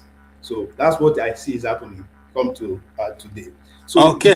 that him coming to say that I'm not going to get ADC ticket. I don't expect him to, because I said it here. It doesn't make sense to me when they go join them. But I understand after this point, you cannot attack Obi like that, politically speaking, right? It's as if you are attacking the whole group. So the fear should not be considered as anything, because anywhere in the world, political party are for self. Even the ruling party, APC, if you have a better deal, meet the real people that are in charge, they will give you the ticket. So all right, nobody should worry about that. We have 20 political parties to choose from. Okay, Ovie, thank you so much for that explanation. I think, Ovie, today, what happened? You are more calm now. We can hear clearly what you're saying. You know? I'm looking for, I look for who will give me the job. I think I can lean towards him now. He will take me to the opinion movement. Anyway, that was, I mean, thank you so much. See if he, I have to put up my best act to stand a chance. Okay, don't go there. You don't accept it for Southeast too. You don't accept it for Southeast. Don't come close. Okay. Well, I trust my people. Igbo. Everything is negotiable. They are not dogmatic. So anyway, when you get born again, let us know. We'll talk to our sister. Go ahead. Okay, KJ, where do you want me to talk about now? Is it Obi's appearance in Kano? I thought we asked you a question, and Pablo took his time to explain everything. Yeah, we're talking about this impact, and now it's going to be head to head with Atiku. What is Obi's chances that you see coming out on top? Okay. And also, is it likely that Kwankwaso is going to run with Obi, or is it just a road show? Well, to me, I am not an insider. Everything is like someone said earlier. There may be some underground work going among all of them. They all know themselves, and then if they are determined to defeat the ruling party, that is formidable because they are in power, and almost all institutions are under them, or almost all. They're not just almost under them. They know, and they have to look at what the people are saying, the ordinary Nigerians, the ordinary voters, and it will be left for them to come to that conclusion that so and so person will be the best candidate, the most that is popular among the masses, particularly the youths. So, and I think in that regard, Obi has a better chance if they want to put it that way. But I think they have two ways of doing their primaries: either direct primaries, where all party members will vote, or the consensus. So we don't know which option they will eventually follow. But they've seen the INEC timetable, and time is ticking. So I know all of them are making their pitch. to their political bodies. So Obi is switching out. What he's doing is good. People say he's not part of what people criticized him the last time. He said, "Oh, he's not popular in the north," but he got some. He won a few northern states, and then I think the effort now will be first to get the ticket of ADC. Before, if he gets the ticket and the ADC unites behind him, there's chances that he's going to win more states in the north. So that is the main thing. Now, we don't know what is going on. We don't know if Atiku is being talked to by some people who know him better to see whether he can say, okay, Obi, go forward, or whether he's insisting on running. If he's insisting on running, it will be a very big tax. Obi might not get the ticket. He might get the ticket, but that is where it ends. It will be like giving this man in power express to go on. But if they really want to change Nigeria, that's what all of them were talking about sacrifice. The initial time they came together. This is the right time now for them to make that sacrifice and put the best man forward that the people are rallying behind, and they know who that best man is. That the people are rallying behind based on many criteria. Okay. That criteria. So that is one. But I have a concern for the party. We had that on Tuesday. The case that some people brought to court to the registered ADC because of what I don't know if that law is in the old electoral law or in the constitution that if a party doesn't win some seats or some positions in a previous election, that they will be deregistered. So yes. They lined up a number of parties, including ADC, but we know where those things are coming from. Nobody has brought that kind of case before. Is this man in power? They tried it earlier and it failed. So they are coming again. Wike is the Chief Justice of Nigeria. No, it's even we people are even talking about Wike. He's the man in power now because if he doesn't want it, he won't move forward with it. It's part of their plot. What I'm trying to say in essence is this: that is a hurdle the ADC has to pass. I hope they have good lawyers because for me, if I'm there, part of the thing I will say is that I will remind them that democracy is a choice. No party should be deregistered, even if they don't win anything. That law, if that law was there, so it was even an aberration. Shouldn't have been there initially. For me, the only ground a party can be deregistered is if that party is engaged in anti-country activities. If that party is trying to become like a terrorist organization or sponsoring terror against sponsoring rebellion, that is where that party can, and maybe those who are doing that in that party can be rounded up. But that a party didn't win any position in the past, it's not a criteria to register them. They can come up and win a position in this election. Labour showed it in the last one. So I don't know how. I heard the party have series of cases going on. I hope that the judges that are put there will know that the country the space should be open for everybody to participate and do something. So for the party itself, I don't know. Something is going on there. We don't know yet. Maybe as Mr. Hamefula said, in the coming days and weeks, we'll know what is going on. Thank you. Thank you so much. These people in this comment section, they won't kill me. How can I now become governor of Kogi State? Am I from Kogi State? Even if the Supreme Court declared that you want me, anyway, yes, Dexter, please make your comment or comment your make so that on this issue. And then if you can do that fast, I want us to. I read an online publication that said Mrs. Remi Tinubu is the biggest scam that Nigerians have been faced with in the long history of time. They use her as a puppet to deceive Christians that she's a pastor, whereas she's not, and so to get a Christian vote. I just want us to go around that quickly, true or false. Don't have to spend too much time with it. You jump in here. You jump. No, I've not jumped in here. I know I have it here in my mind. Again, it boils down to what I constantly say. You see KJ, you see forefathers. I don't know what I've done to both of you. Yeah, you don't know what KJ is doing today. KJ is saying you are the face of today's show. He wants you to speak to us. So leave it like that. No, this is every day. You see KJ, bright prize. I know. Bright prize. Don't try to remove it from here. Don't try to remove it from the line. Marginalization Natasha is dealing with that in the Senate. I am dealing with that here. Everywhere you go, Okay, you see. KJ, allow her to speak. Please. Well, if I'm omitted too, so I mean, am no, I? after you, no, don't worry, Oti, he will still come to you and say, "Oh, if don't mind me, KJ, I'm just joking." You know, No problem. I understand. You know, if he actually no, line. don't worry. Go ahead. Okay, so Desta, then Ify, then Oti. That's how it's. Okay, no, Desta, Oti, then Ify. Yeah. Yeah, that's fine. I'm just messing with you. Okay, go ahead, Desta. And then, like I said, I just put a poster there. If you can, just treat that quickly and then move on to. We have to round up in the next 15 minutes. Yeah, thank you, KJ. I don't know I think people have seen a lot here.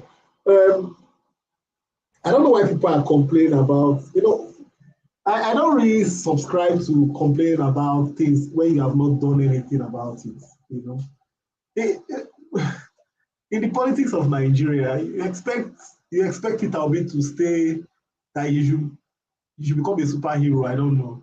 I don't really get it, really. Obviously, we can all see the politics that is being played by APC, the master strategies, trying to suffocate all the parties. And, well, let's say it's about the Nigerian, who you call a Nigerian. It just shows our moral compass in Nigeria is very low, because it's not really about the parties, it's about the individuals in the party. Everybody can be compromised. That's what Tinubu has done. Everybody can be compromised, whoever you are. I think the two guys that know how to do that very well in Nigeria is Tinubu and Wike. Anybody can be compromised. That's what they do. They offer you the kind of money that you would most likely, except you have very high standards of integrity, but they will offer you what you would never believe. And I think that's what Tinubu has done to all the parties, both Labour Party, PDP, I don't even think Peter Obi will contest under ADC, because the way ADC is looking now, it's looking like there are already elements in there who are going to compromise it, because there's a faction in court already, and the moment you start seeing that happen before a convention, there's two parties, one is saying our dates, in fact, recently I was just thinking maybe Peter Obi should contest under Showore's party. On the news today, I was seeing that they say Showore is APC's stooge also. So I don't think we should be berating him that, he should have brought Abgar to. That won't have happened. We know that. You can't take Abgar to the north and it will sell. It won't really sell, whether we like it or not. It won't sell. So you have to come up with something that is a little bit nationalistic. And we have to give him kudos for whatever he's trying to do, rather than trying to bring him down. I think whatever he's trying to do, he has, whether it's, look. Sorry, Dexter, can Abgar align with NNPP? Let me ask a question, Chief. Has Abgar won any election outside Anambra State? No, we're not talking about, we're saying alignment. Well, it's about reach. It's not just about Abgar as a party. It's about the reach. What is the reach of Abgar? Okay, so if you think Abgar is supposed to be, Abgar is supposed to be like a Southeastern party, you first ask yourself. Dexter. Sorry, KJ. Dexter, what did ACN do with CPC? ACN had a massive reach. ACN had the Western region. Whether we like it or not, ACN, before Obasanjo came to decapitate all those these governors, they had a massive reach. It was not just in one place. Abgar just broke through in only Anambra State, primarily because of Ojukwu. Before do you know that Abgar, KJ is here, do you know that Abgar has won a governorship election that was stolen? Well, whether we say it was stolen or not, Chief, Abgar only won in Anambra State because of Mbadineju, and Atiku said Mbadineju would not go back. that was just because of how bad Mbadineju was. I think we told Obasanjo that Mbadineju will not go back. So let's not be, as much as we want to have this romanticize about it, let's just be a little bit, let's play the cards as they are, really. Let's play the cards as they are. And I think another thing we should, if you look at the Nigerian context, we have to read the room. We have to read the room. There is still, look, before now in Nigeria, you used to have an alignment between the East and the North. After the Civil War, that alignment really did not work out anymore, you know. And so there is an effort to try and rebuild that alliance. Now, in rebuilding that alliance, it has to be done independently. Whether you like it or not, the people from the East are a little bit, they have to be the ones to show more. That is it. That's why they say, oh, build bridges. The people from the East now have to be the ones to show more, that they are ready to sacrifice more. You Sorry, understand? I have to go. Dexter, I don't agree with you. I'm not saying you don't have to agree, Chief. You don't have to agree. No, I want to correct what you said. SDP, NRC. SDP had a northern candidate. Sorry, NRC had a northern candidate with an eastern vice presidential candidate. We came back. You said after the war. Shagari North. Wait now. Shagari North, Ekweme East. Speaker of the House of Representatives, Ume Umozioke East. Should I continue? I can continue. See, everything you have said is correct, Chief. Okay. But all right, KJ, that's why I say let us not romanticize about things, because those things you are saying, we have seen that it wasn't sustainable. The country reacted against it. Okay. The country reacted against it. Now, let me talk about the Remi Tinubu stuff. The truth is this. The whole Tinubu administration is trying to fight for legitimacy.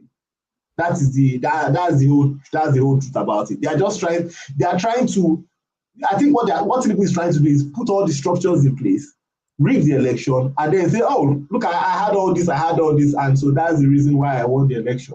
You know, Remi Tinubu has not done, you know, at least she couldn't even say the truth about the Christian genocide. And look, if she can't say the truth about it, even people in the North can't say the truth about the Christian genocide. You get some Christians from the North, they won't be able to tell you the truth about it, you know, except Dachumo that came out to say it, you know, so you can't really blame her on all that. Thank you.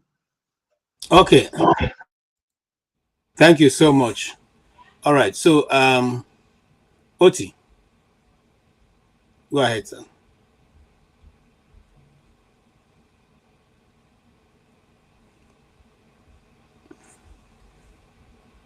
Do you have any specific question for me, or really? Otherwise, I don't have much to say. I mean, other than sorry, I don't have specific question. Okay, great. So then, what we're discussing there will be yes, phenomenon. Is that? But I think is uplifting. So that shows that sometimes we have to give people, you know, kind of benefit of a doubt that they know what they're doing, and even as commentators or observers, you know, we should have the humility to, to be kind of, if like, fair-minded, even in our criticism, you know, and not claim to know it all or to, you know, have the gift of clairvoyance, or you know. So I just believe that he still holds the hope for Nigerians. Yeah, so we just hope springs eternal. As even as people in the diaspora, we have to give him all the support he requires, because I don't know what else we're gonna do. So on Friday I had a client from Nigeria, somebody that buys properties cash. You know, I'm talking about buying from Nigeria. My client, and kind of the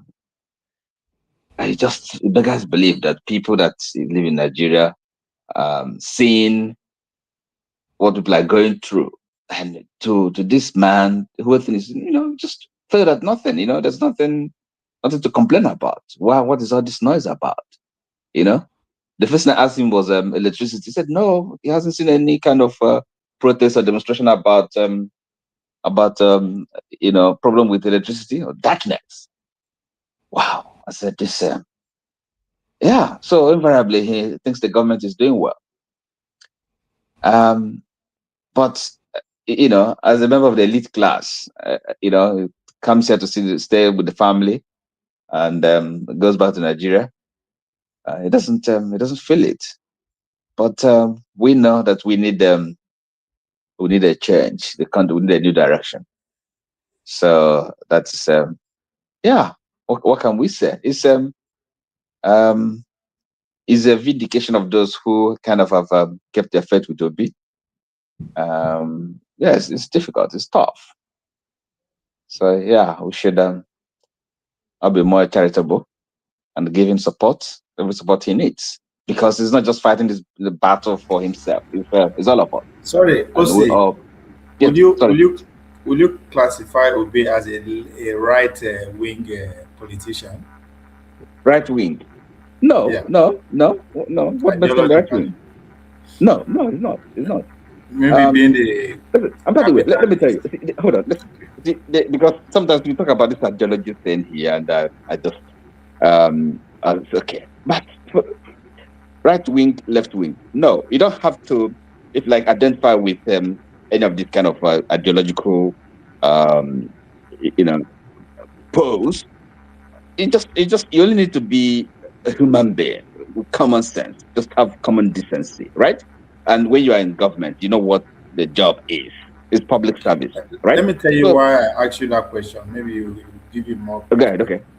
Because if you look around, especially for the past 1 or 2 years, those people who are a little bit right-leaning, who are seeking for presidential office, whether went through hell, end up being arrested, jail. I'm talking, okay, even Donald Trump himself, they did everything they could to make sure they didn't even stay on the ballot, or they succeeded. If you go to Romania, that the other guy didn't succeed, he went to jail. From Germany to France, so all the right-leaning kind of facing the same ordeal, like the way we'll be. No. Okay, but I mean, if we stick to the situation in Nigeria, sometimes maybe people mistake maybe being wealthy, being rich for being right wing. No, I mean, the fact that you're a capitalist or that you make money, you've made the money, doesn't make you be the right of politics. Yeah. No.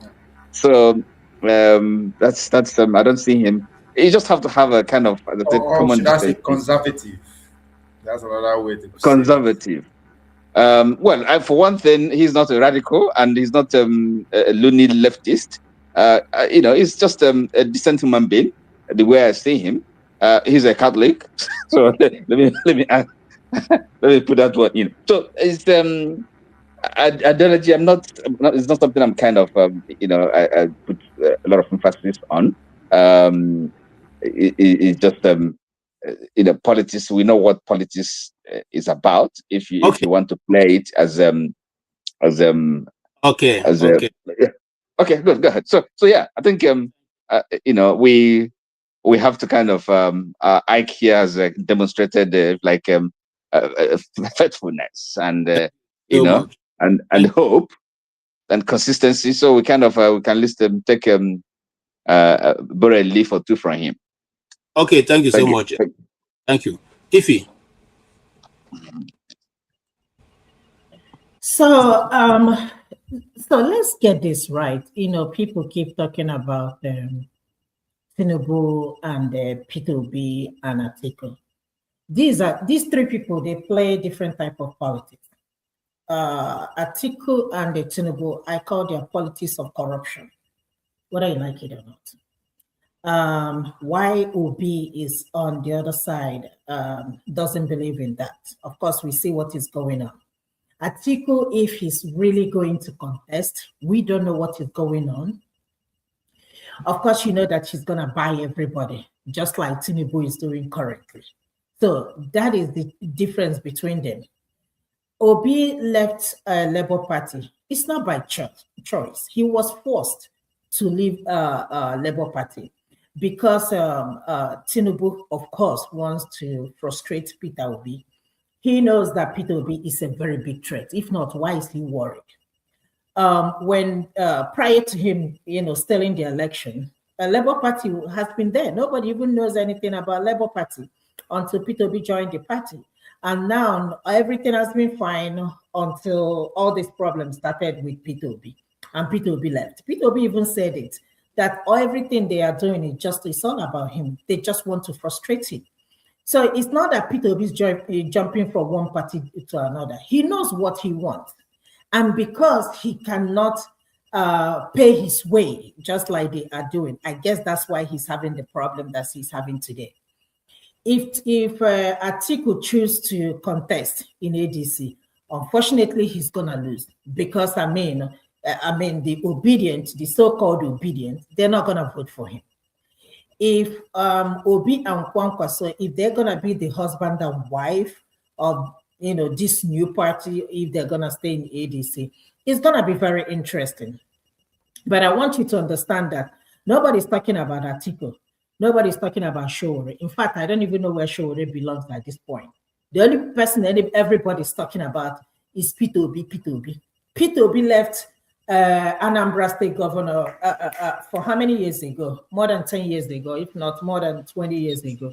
They're still almost talking 13 years now. How many? 13 years plus now, since 2013. Okay. So, and they're still talking about him. Peter Obi is not a problem.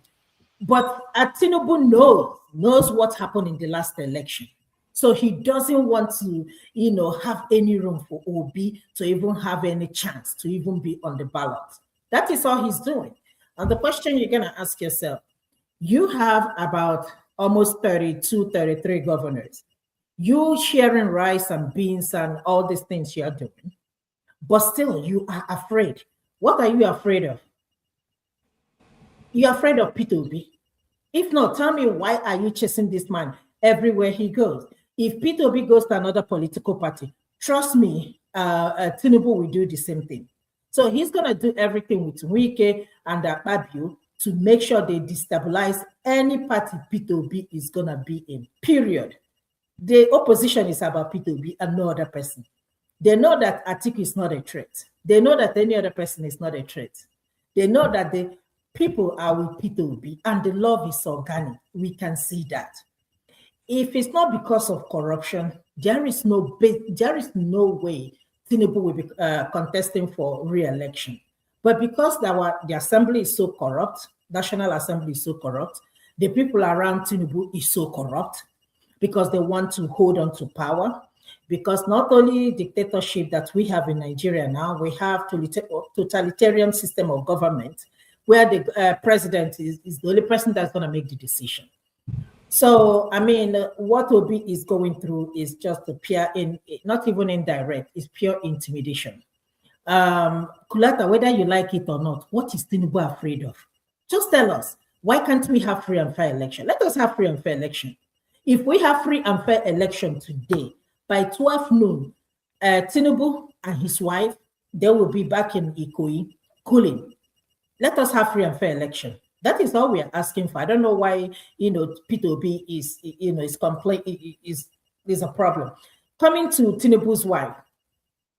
Of course, Tinubu's wife is even worse than Tinubu.